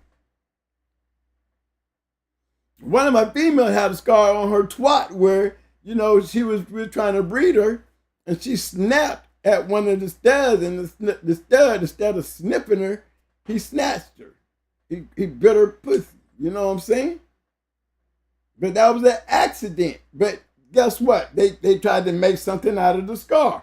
Like she got a scar on her twat. I mean, how do you rape a dog? How do you rape a dog that's in heat, y'all? So why am I hearing somebody talk about raping a dog? Putting a dog in a breeding stand is a safe thing to do. So these are all the things that you guys is raising these dogs got to be aware of. You can be doing the right thing and be treated the wrong way. And you have to protect yourself. That's why you'll regret when you don't have that camera and they pop up on your yard. You're going to regret when they come back there on that yard and they catch that dog sitting back there with old scars from him getting off the chain. Or you having one of them ungrateful days where your dog bit through the crate and came out and chewed his next door neighbor up. You know what I'm saying? When I say next door neighbor, the dog next to him. You know what I'm saying? So, you know what I'm saying, man? You better have something to prove it, because it ain't on them to prove shit. They're going to keep on calling you a dog fighter. They're going to keep on talking about them scars. They're going to keep on talking about them heavy-ass log chains and that treadmill and that breaking stick and all that medicine that you got to train your dog for dog fighting and all the other shit. Ain't nothing going to stop them from saying it. What it comes down to, when it's time for their asses to prove it, and make damn sure you make them prove it. I ain't proving shit. You got to prove that I'm doing it. You got to tell me and tell this court, you better bring somebody in here. Yeah, you got away with 3 judges. 2 signed off search warrants. And turned out that everything on them search warrants was a lie.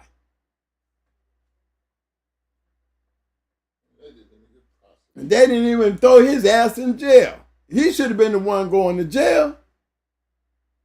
But these are the things that they're going to pull on you, and they're going to try to give me 20 years. Tell me to plea out to 20 years. Then I get in front of a jury and end up doing 30 months for 2 bottles of expired steroids. You want to tell me I did 30 months for 2 bottles of steroids and baiting of 2 animals? The same kind of baiting that we see at the APBT show? Got me 30 months. Better than the 30 years, though. Because I turned down the 20 years and went to trial. They were looking for 30 years if I got found guilty. But still, 30 months for expired bottles of steroids? Come on. 30 months for animal baiting? You know, we can put up animal baiting right here. Go right to an APBT show and I'll show you what animal baiting is. The very same thing that we get points for. The very same thing that we get points for in a confirmation show is considered animal baiting with that type of behavior by the handler and their dog. And yet they found me guilty of that. And I'm proving a point to a guy whose dog was when he gets tired, he ain't doing nothing. Like I said, I've said this story before. Dog wasn't doing nothing. He was tired. I had the weight collar on him. I had the weight harness on him. I took him out on my bike and I rode his ass until he got dead ass tired. And I told my dude, I bet you I can get your dog where he won't act like he want to fight another dog. Because he want to get rid of the dog because the dog was too animal aggressive. I said, you can work on that dog. I'm just letting you know, you want to tire out your dog and make your dog a little bit more calmer, work his ass to death. Get him used to being worked and then take him around other dogs. Take him around when he's tired. Do it a lot. Do it a lot. And guess what? It will demeanor him. It will cut his demeanor down. He won't be so hyper where you won't have to tire him out. You know, because when they're tired, you know, the dog is no threat. And I straight proved my point in that video, but guess what? I got an animal baiting charge for it. But that was the only charge they found me guilty of. And if I would have been smart, I could have fought that.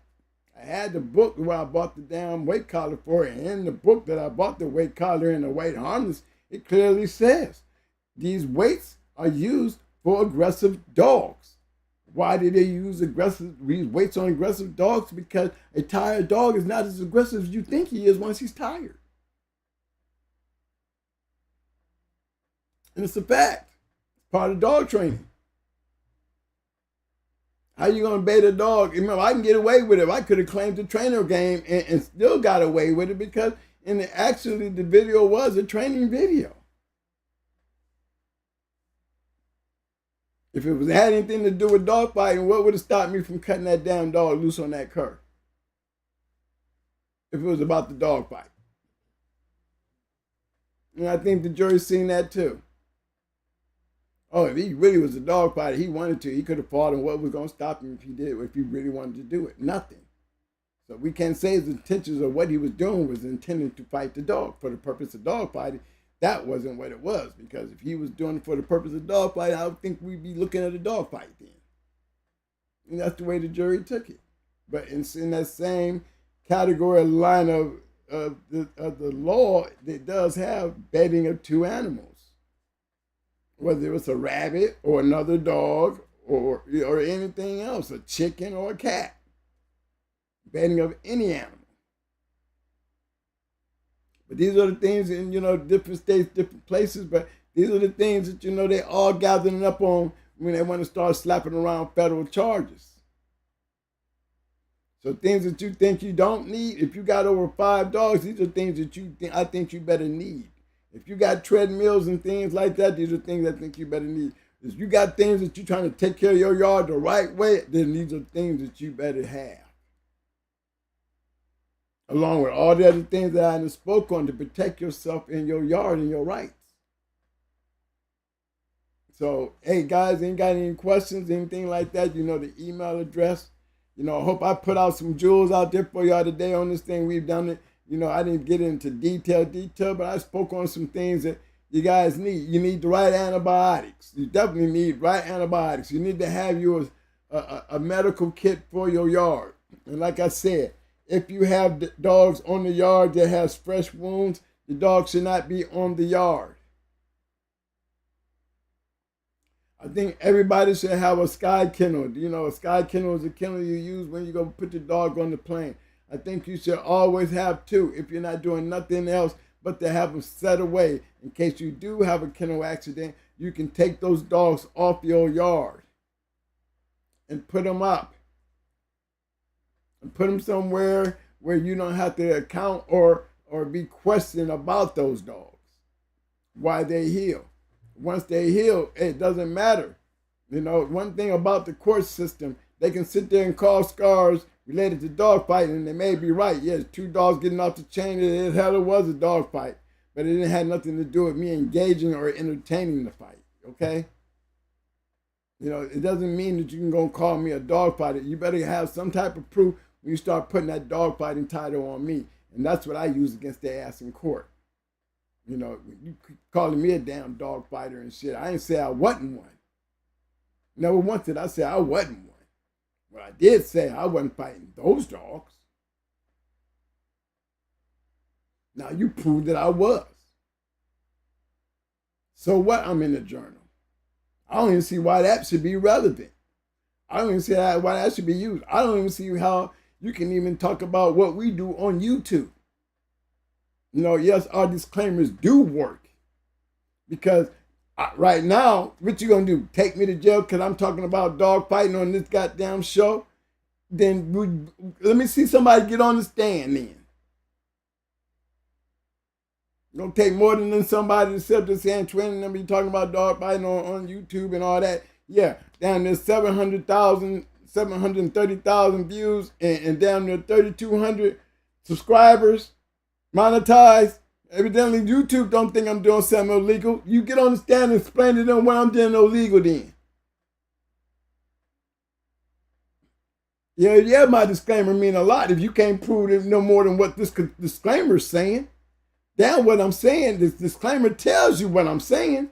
Unless you saying something different than I'm saying, then prove it. Other than that, what's the relevance? Don't let them use this shit to make you look bad. You know what I'm saying? That's the cases where all these cases is up on PBK. You know, you hear all these indictments and dog fighting, this dog, but there's going to come a time and point where they're going to have somebody getting up on that stand outside a dog catcher or some kind of vet talking about the conditions of the dog. Somebody going to come up and is going to talk about this person being involved in actual dog fighting.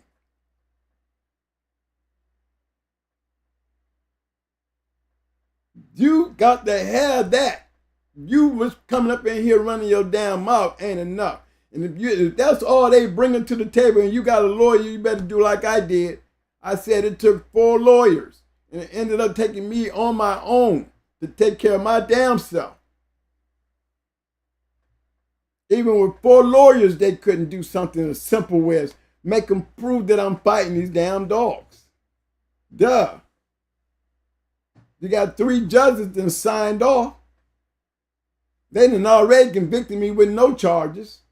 Yeah, I'm being charged, but they trying to convict me with no evidence. You mean they word is good enough? Well, it wasn't good enough for the jury. Jury looking for somebody to get up on the stand and say something. Other than y'all. Because all here y'all keep calling him a dog fighter, but we ain't seen the dog fighting thing yet. You know, what we saw in the video wasn't somebody fighting dogs. You might say it's baiting dogs, but if he was fighting dogs, we would have seen a dog fight. So unless we see a dog fight, then we just gonna leave that right there with the baiting shit. Now we still looking for this dog fighting thing that you got all these dog fighting charges for. Can't produce them, then guess what? Don't put it in no judge's hand. I said, like I said, I've seen 2 judges sign off search warrants on something that was straight a lie. And had the pictures to prove that they was lying. But what makes them think that they're going to get in front of a judge and show some pictures that's going to prove that they're lying? It's going to be on you to have those pictures. It's going to be on you to have those videos to prove that they're lying. You might not get them through discovery. Remember, we had the demand for discovery in the particulars of my charges. We had a demand for them. We want to see what y'all got. And then when we see these pictures that they took when they was searching the yard, before they took any dog off the chain, the people, the Tampa police who did the search warrant took pictures of all the dogs. So why is all these pictures the Tampa police took of the yard and what you got in these search warrants ain't what we see in these pictures?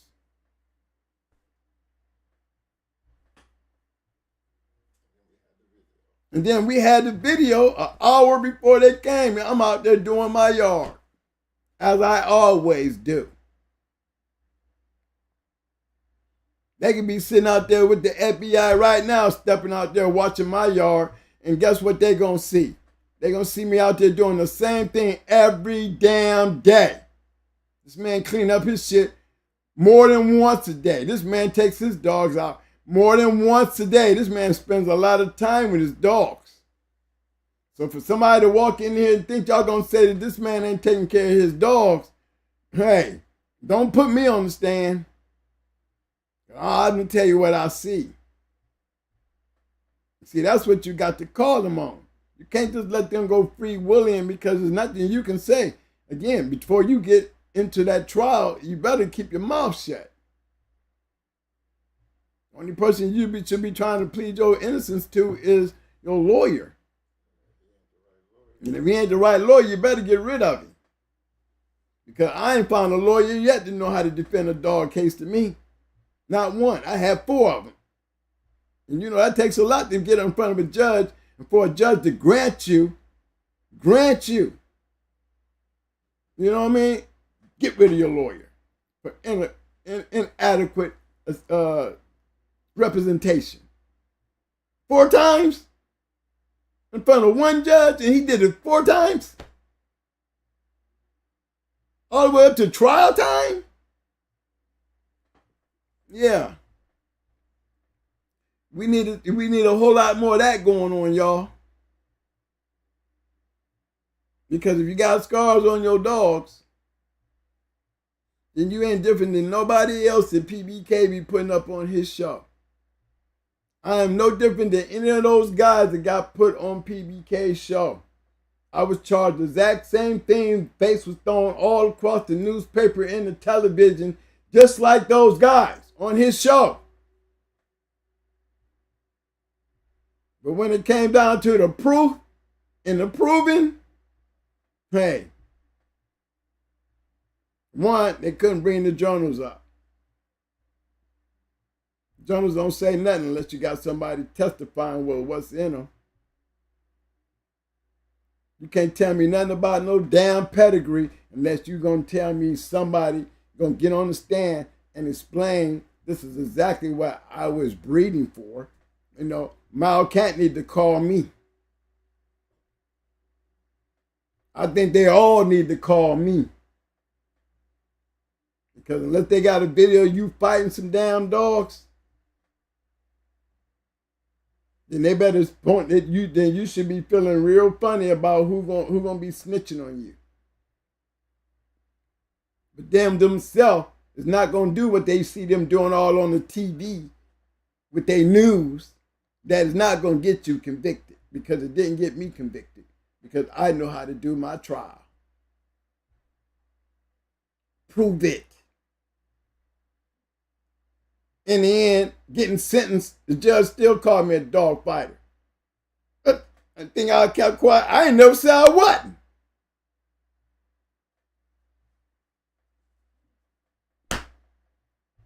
I never said I wasn't a dog fighter.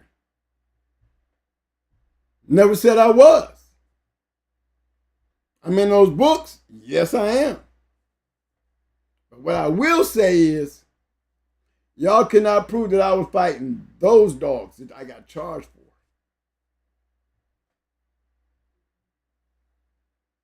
What you gonna do? Go grab some shit that's in the book and call me a dog fighter and what? Testify to what? What's in the book that you're gonna testify to? That I'm in a book that's used for dog fighting. So what did that mean? What does that mean? That doesn't mean he's a dog fighter. It doesn't mean he's fighting dogs. It just says that he's in the book doing it. But we need to see evidence to what corroborates what you're saying is in this book. Him being in the book does not make him a dog fighter unless you corroborate that with somebody. We want to see a dog fighter.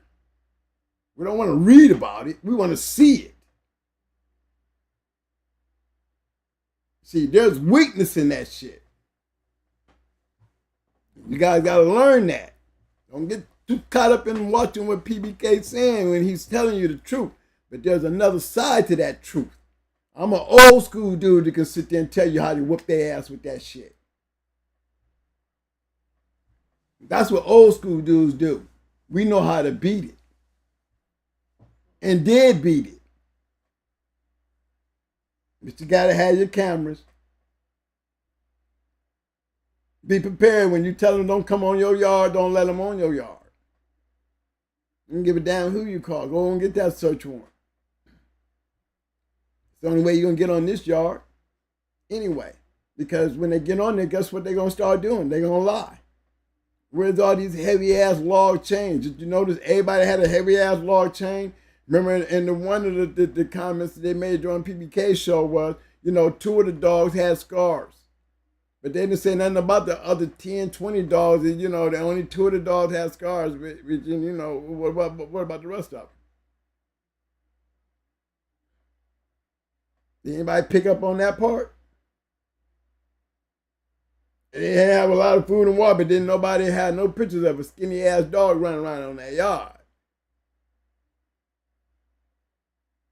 Hey, we're going to get paid to feed the dog 2 or 3 times a week. Well, guess what? Or 2 or 3 times, okay? But did you see a skinny dog on the yard? If there was the conditions of the yard were fucked up, then guess what? The dudes feeding the dogs, they should get charged. Because if you're caring for those animals, just like you're owning the animal, even though the owner ain't home. The fact that your responsibility was to feed the dog's yard, the yard is your responsibility. They caught you on the yard and somebody's paying you to do it, but you are the person doing it, so you're going to get the charge.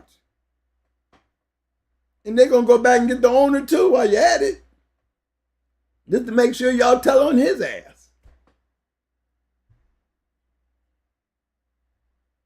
So as you take care of these dogs, don't be sitting up there acting like you can't get none of this medicine, that you can't get you a treadmill, that you can't have a breaking stick, that you can't put bull collars all on your dog and make him look like he's vicious, or he can't walk down the street like he can whoop every dog in the neighborhood, make your ass out to be a dog fighter.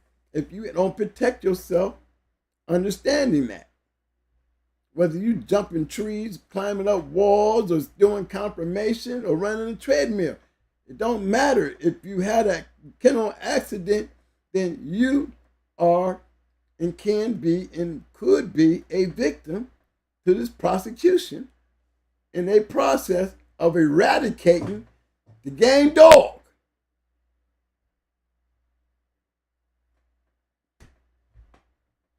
You know what I'm saying? So I'm going to stop right there. And that's a lot of good medicine I gave y'all tonight. You know what I mean?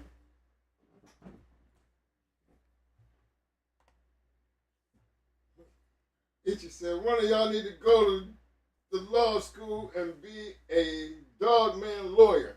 Man, we got a damn sister who's a judge. Yeah, we got a sister that's a damn judge.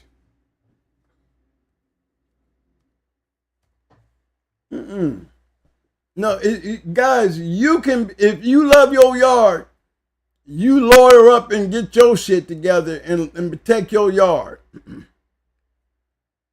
Like I said, evidence, something that they're not going to have. They're going to use every word in the book. Your dogs look terrible. Your dogs are on heavy log chains. You're in a dog fighting book. You have champions and grand champions in your bloodline. You have a champion in your yard. You have this. You have that. But never once did they ever say one thing about dog fighting. I got you on video doing a dog fight. I got you fighting a dog. I see you doing this. I see you doing that. They ain't gonna never have that. And if they ain't got that, man, y'all supposed to beat that shit. Stop talking.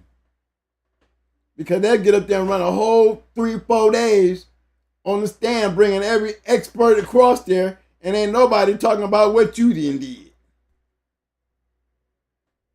Assumptions don't mean nothing. The APBT is a dog fighting registry. Yet they sending them a whole bunch of down, every one of our dogs, we got under the show ID. You know what I mean? I'm all up in the journal. Journal can't even touch the stand. Oh yeah, why? Because it would be a prejudice to the jury if you ain't got nobody testifying to what's in it, because it's still a fictional book. One damn thing about the damn journal, y'all, I'm gonna tell y'all something about that journal. Everything in that journal is fictional. It's a publication, just like this damn YouTube shit. We can talk about this shit all day long. Prove it. Just because I'm talking like this, don't make me this. Prove it. Prove it. That's what y'all got to stand on. If they can't prove it, don't start panicking, running your damn mouth. Shut up. Take care of your damn yard. Stick to that shit right there. Continue doing what's right. Protect yourself. Union County said, as long as you have $100,000 for a lawyer, you can beat it. That's not true. That's not true. I did it without a lawyer. After getting in front of a judge and watching the judge dismiss 4 of them. You just can't go in there, Your Honor, I want to get rid of the judge for any kind of damn good reason. For any kind of reason the judge going to grant it. No, you got to give him a good excuse. 4 excuses was good enough for him to get rid of 4 lawyers. No, you don't need no 100,000. He didn't even want you to try to defend yourself. He didn't want me to defend myself in the trial. He thought it was that serious because they had already convicted my girl. Poor innocent girl that, with her dumbass lawyer, shouldn't have had him either. Should have rolled with your dude. You know what I'm saying? She ain't gonna tell nothing. She ain't know nothing. So what's the best way to convict her? Talk about me. Oh, that was his game plan. We're gonna just deny him. We're just gonna deny him. You wasn't there. That shit didn't work. Got found guilty all that shit. Me, I go in there and fire everybody. And then on top of that, sit up there and don't do nothing with, okay, Mr. Bayless, what's your defense? Oh, yeah, y'all been here too many days listening to these clowns. I'm going to let y'all take what they got and go ahead and deal with it. I'm going to let y'all take what they got and go work with it. They ain't give a shit, Mr. Bayless.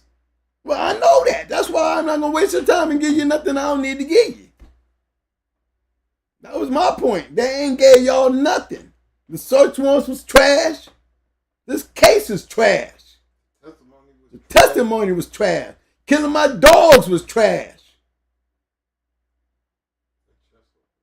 That chest opener, some damn shit that we put on the dog's ears to cut their ears, is being used in a trial as a chest spreader. It's used to cut open the dog's chest and do operations with the dog open after a fight. And this is a veterinarian, Penn State. I done went this way and I done did it. Well, guess what? I gave her the damn magazine. I bought the shit out of it. There you go. Now, what did I say it is? Oh.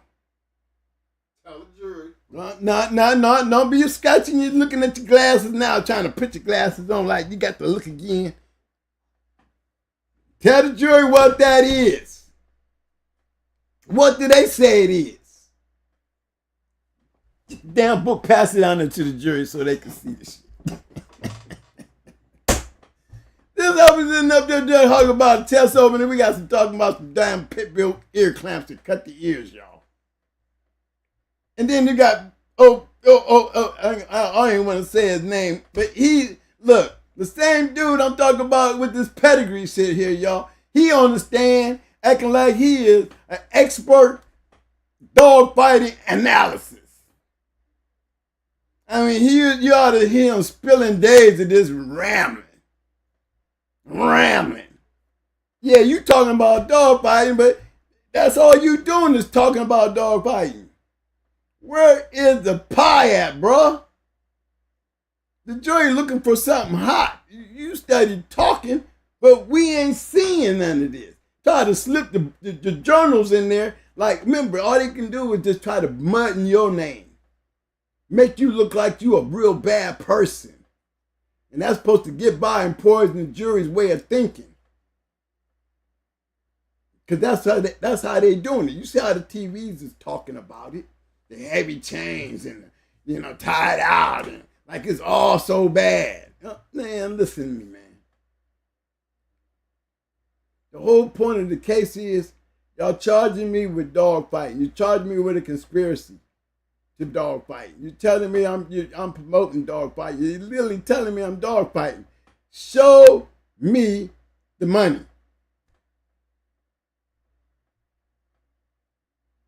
That's all you got to push. Scars on your dog. Again, don't know when or how those scars got there. You don't even know if I had the damn dog on my yard when the dog could have came on my yard with the damn scars. I bought the dog. The damn dog is the old ass dog. Or I bought the dog because the people didn't want the dog no more. It looked like he'd been abused, but yeah, I took him to all of a sudden I got to be a dog fighter because he got scratches on him and shit like that. Come on now. Then you tell me how they got there. Was evidence got him dog fighting, but you ain't saying that I put him there. You need to be explaining what it got to do with me. Don't ask me how they got there. Damn it, I'm on the one on trial. You supposed to know. You the one gonna be testifying to this shit. You need to be telling them how they got there because I'm gonna keep on reminding the jury. They still ain't told us how this shit is going on.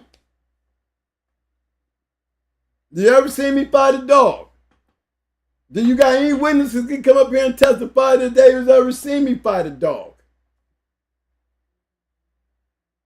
Do you got any evidence outside of this circumstantial bullshit that I'm allowed to have, that I can have?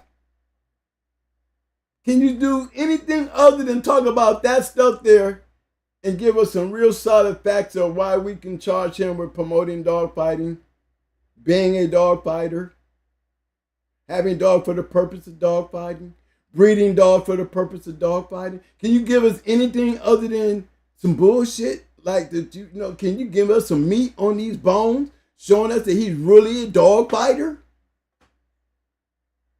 You sound professional, but your mouth ain't putting out no evidence. You just putting out a bunch of damn words. You need to make them prove that you are fighting dogs. Don't ask me how the scars got there. No, you're supposed to tell the jury how they got there. And you better be able to tell them when. You better go get Bobo or Nut or one of them dudes sitting down there with a case to come up in here and lie for you. But these are the gaps that's in those cases. People, y'all don't recognize them because it's on TV. See, I done seen all this. I went 7 straight days on the front page of the Tampa Bay newspaper. I'm watching my court on court TV. But you know how quiet it was when I got all them not guilties? Prosecutor sitting up there. I hate Vessel. He blew my case. Woman, you knew you didn't have a case when you sat there and let him get off with them search warrants, knowing they should have been thrown out. You were so stuck on winning your case. The suppression hearing should have threw them search warrants out when you knew he was lying.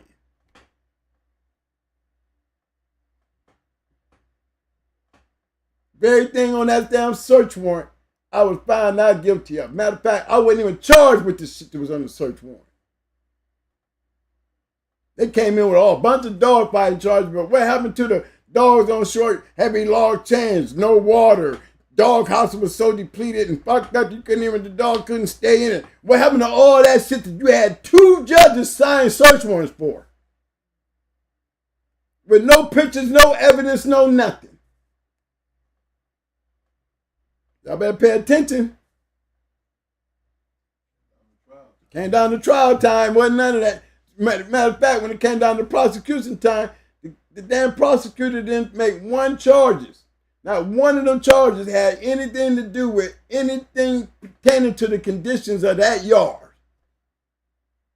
And y'all already know how anal I am. I keep telling y'all how anal I am. When the particulars came out with those pictures You can tell how I am. Stainless steel bowls, shiny water, nice chains, nice dog houses, no shit. Nothing like what's in the search warrant. How do you even get a search warrant with no evidence but your mouth?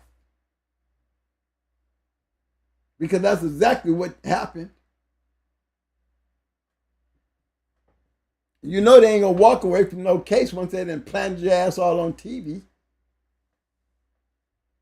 But you gotta stand up and stand for your own. $100,000 can still get you put in jail. All you did is just stuff your lawyer's pocket. $100,000 didn't do you no good. That's what I'm talking about. Damn, money don't buy cases. Money don't buy cases. Being smart buy cases. Don't even damn the damn lawyer, because he ain't gonna act like he in your best interest anyway unless you telling him what to do. I'm telling mine what to do. You ain't gonna do the time I am, so you're gonna do what I say.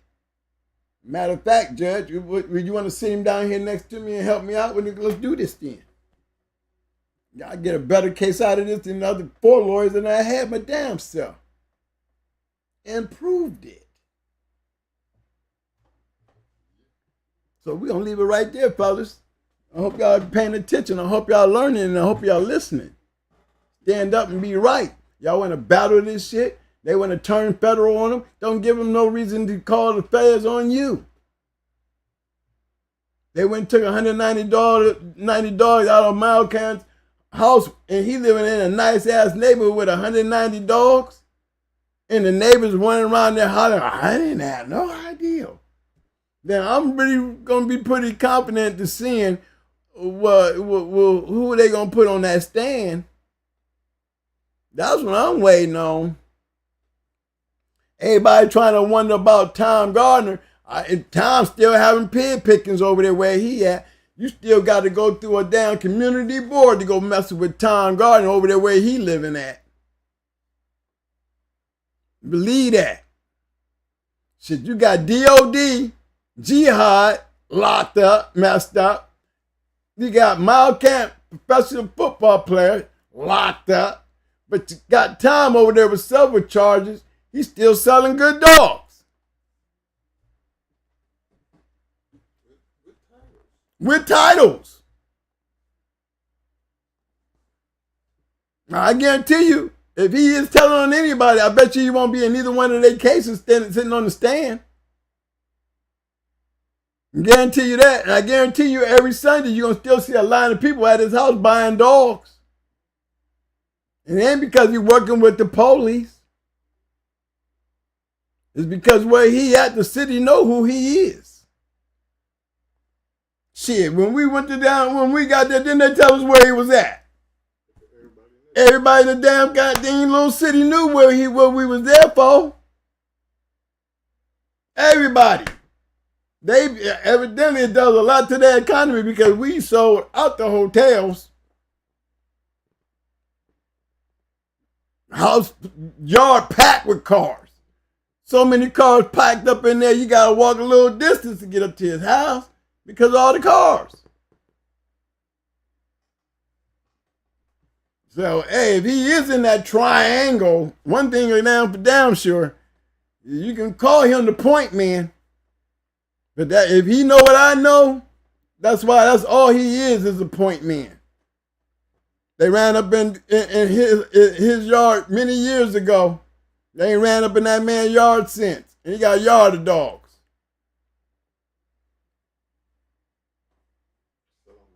Sell them all over the world. And y'all wonder why they ain't running up in his yard. For what? What he doing wrong? What he doing wrong? You gotta make him stand on that. You know? Just listen to what I'm saying, guys, and protect yourself. Don't get caught up watching too much of the news where you start believing everything that they say on the news. It's pretty obvious that you know they're gonna say what they want to say. But it's what you need to do to protect yourself, because it ain't gonna stop them from saying what they gonna say. They gonna say that anyway. Chico Nicholas says, how many dogs did they get off the yard? Who's up? 18. In my yard, they get on me for 18. Yep.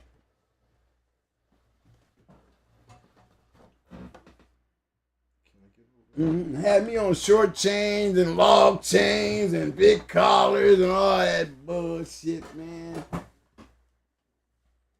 All right, man. Y'all know how Mo go when he gets started. But look, it's basically we covering things tonight that need to be covered. Things that should be said but's not being said. Right. See, we take a comment, we taking all that and just summing it up. All the way down to the dog's health and how to maintain the dogs, how to maintain the yard, how to maintain your own personal space and your rights to have these dogs because of the onslaught. Don't get caught up in all these crazy stories. Look, the day they arrested my brother, I stood right in front of the news camera when they put that mic in my face. And I told him, by the time this case go to trial, he's going to be found not guilty. Now, where that camera going to be at? And I said that. They actually had it on TV with me saying that. But after that case, he got a small little, it was like maybe 4 or 5 lines on the second page, in the newspaper. And it didn't say nothing about me being not guilty. Nothing. Nothing. You didn't see none of that. So this is what we're trying to tell you because we experienced it. We seen how they play it. Oh, I got my papers. Oh, yeah. I got my charges. I can not guilty. Not guilty. Not guilty. Imagine sitting there and you seeing all them not guilties. But these are the things we talk about because you can hear the story. I mean, remember, he's not lying. It was on the news. I mean, from the Mike Vick to we was one of the top kennels. Girl, the first woman in the United States ever been convicted of dog fighting. Yeah, they had that in there too. Yep. Charged. I mean, it was just days and days of just TV shit, man. Yeah, making me bigger than Michael Vick. Yeah, they had him bigger than Michael Vick. I go all over the world. This guy's been all over the world. You know what I mean? But then, these are the things, you remember, it's good to know people who have dealt with this. Now, Stone City got caught up. But, these are public record things. You need to read how they got caught up. What led to that situation. Mm-hmm.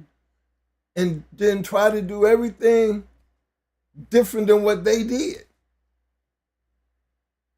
Because if you do anything other than what you're supposed to be doing, they're going to get you. And that's how they got. Remember, you don't know when or where or who. Nothing. But if you are openly promoting international, you're promoting international. Now, that one thing, and then you throw out all the champions and grand champions, and that's when that kind of shit go to matter. Because they take that one little thing, and they'll run with it. They attach everything to it. Everything gets attached to it. Just because you said it. Because you said it. Is that you? Is that you? Yep, that's you. Is that your advertising? Yeah, that's my advertising. That's promoting. And everything that went along with that, they got stuck with. So them are the things we're trying to tell you. You don't openly sell your dogs, like when we be talking about grand champion, offer grand champion and champion so-and-so. 3-time winner, 5-time winner. Okay? We don't know when, what, where, why, and none of that. Okay? So it doesn't matter. So it does not matter. Leave that. I mean, y'all. Okay, I said I got grand champion. Okay, so okay. Now you ain't gonna ask me when, where, and who, cause I don't know. So that's not on you to ask me. You supposed to be the one with all the evidence. You tell me. Right. Don't get yourself caught up trying to explain something that shouldn't be explained. Don't explain. It's not to be explained. On them to figure it out. Right.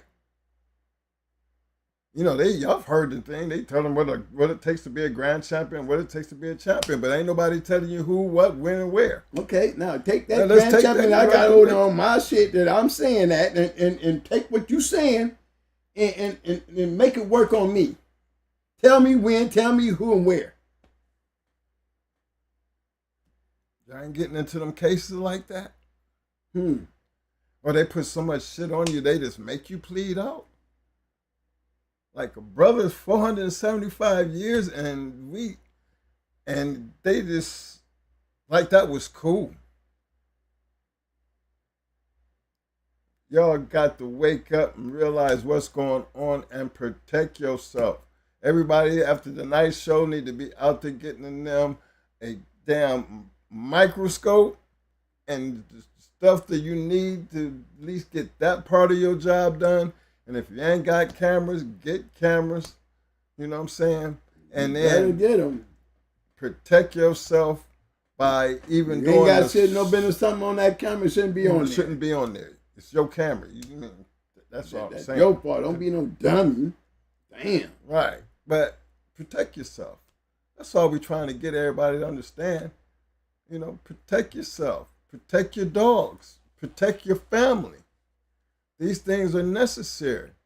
I mean, and taking it from a real dog man's perspective, you don't need to be in this game if you can't be dedicated to it. Period. You know the risks. You know the risks. You know what comes with it. You know what it means to have these dogs in the first place. So this ain't a matter of me worried about who doing what and how they doing it. This is a matter of just telling you to protect yourself regardless of whatever you're doing. Mm-hmm. If you're dedicated to this game, there's a lot that goes with being dedicated to these dogs. And I said dedicated, not half, but dedicated.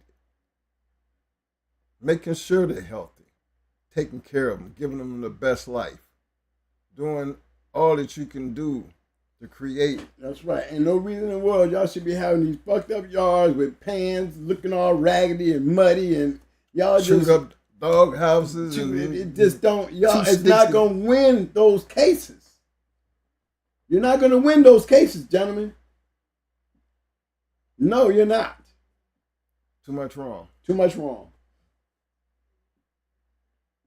And don't be openly having conversation on the phone with just who and what and all that. Oh my gosh. No, we're not, look, man, we're just telling y'all the obvious. You know, a conversation is just what it is. But you know what? Conversations lead to investigations, what leads to cases. Now, understanding what I just said, I just told you, just shut your damn mouth. Mm-hmm.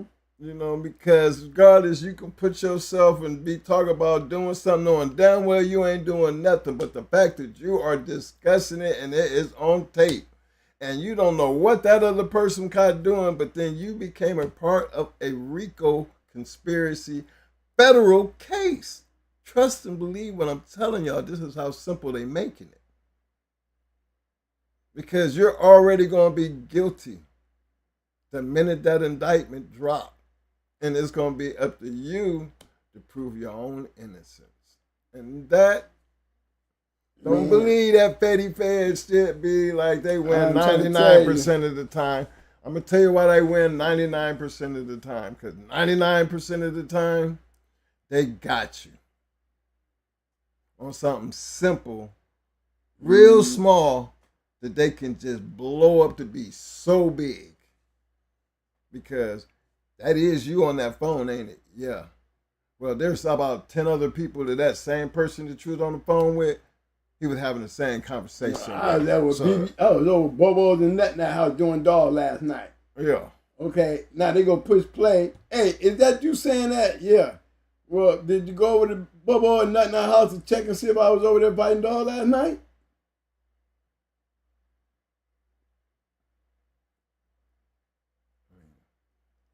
I know what I said, but I know what I said, did it really happen? Right. Where's the facts at? Right. And that's Bobo and nothing gonna come up in there and tell them. You maybe go knock on Bobo and Nut in that house, and you know what I mean? Go play the tape for them.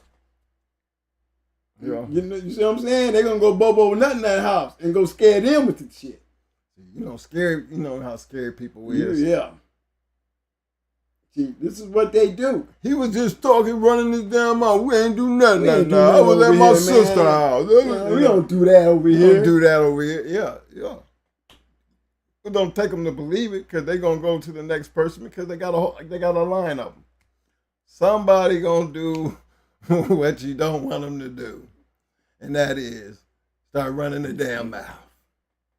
So if you already know that, then be careful to who you talking to and what you talking about, because trust me, fellas, an innocent conversation can turn into a case.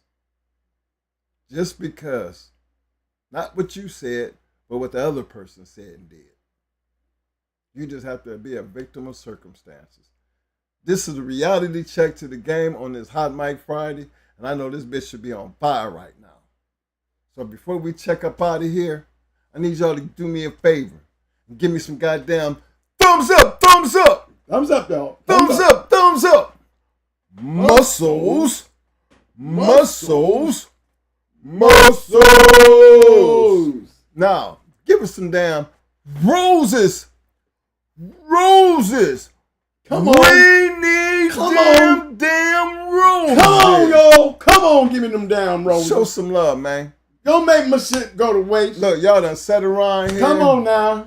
Look. I'm tired of begging, man. I'm tired of begging. I'm still on Johnny Rocket being the only one that came up with an answer on the microscope. And goddamn near 70 people in the room. 70 people in the room, and we didn't get but one person to say something about the microscope. That right there will get your asses with me wanting to retire from this shit. That right there. That shit like that right there. Now, y'all, look, I know I'm talking to grown folk.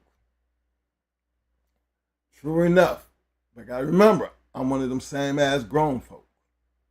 I'm an old grown folk. And even I know when, if you can't respect what I'm doing, then what I'm doing it for? Why am I doing it? And we take that shit very seriously. Y'all come here, y'all show up every Tuesday and Friday for one thing and one thing only, to hear what we have to say. And when that's not enough, then time for us to shut up and shut down. This is strictly for the purpose of knowledge, believe that, entertainment, believe that, and educational purposes. Historically speaking. Fictional. Respect that part right there, because not everybody can do this. Not everybody wants to do this. Some people say what we're doing is even crazy. But guess what? People write books about this. And I'm pretty sure if everybody pays close attention to YouTube and TikTok and everything, every damn thing else going on out there, they talking about murder cases, dope dealing. I mean, there's so much worse going on. I'm not even going to speak on the government side of it. I'm not even going to talk about the police brutality part of it. I'm not going to talk about nothing that has to do with corrupt judges and lawyers and everything else that we can go right on YouTube and see. And then you take what we doing supposed to be so bad, then guess what? You can throw us right in that pile of shit with everybody else. So be it. But one damn thing for sure, and one thing you can bank your money on. Count on it. You can count on it. We always. And you mean it. Damn! We always. Man. Act like y'all know. I mean, we always scratch the win, baby.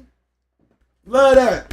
Peace, man. 10 toes down, man. 10 toes down. Look, y'all been around. Look, y'all hold me back, baby. Look, y'all been around here long Bump enough me when I take off. Slide that foot up under me so I can get some springing power. I'm coming up out of there. I'm coming up out of there. Snatch him back. Let him go. Let him go. You know? Let him go. That's all. Everybody can't do what I do, but you can try. Ain't no problem. Ain't nothing wrong with you trying, baby. Ain't no future in the front, in your fronting, baby. Just ain't no future in the fronting. Love y'all, man. Y'all know what? Tuesday, man. Y'all know what's up.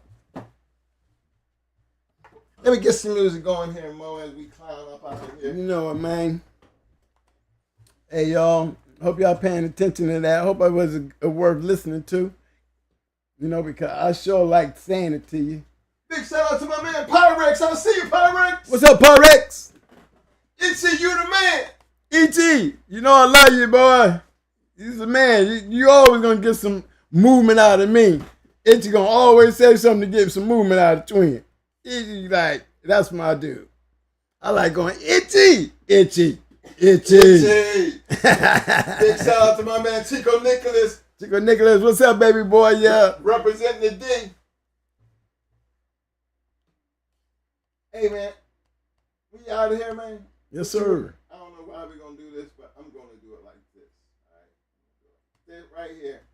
All right, fellas. I wanted to give y'all a little bit of something here, but I'm going to do it like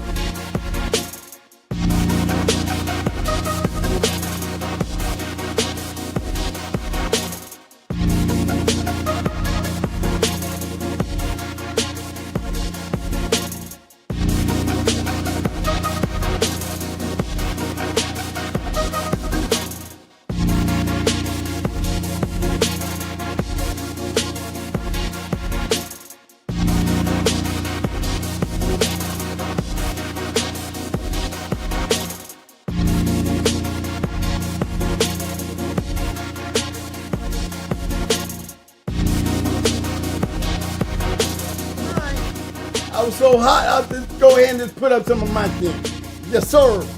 That's going to be the dog of the night. Because I'm scratching like that tonight. Yeah.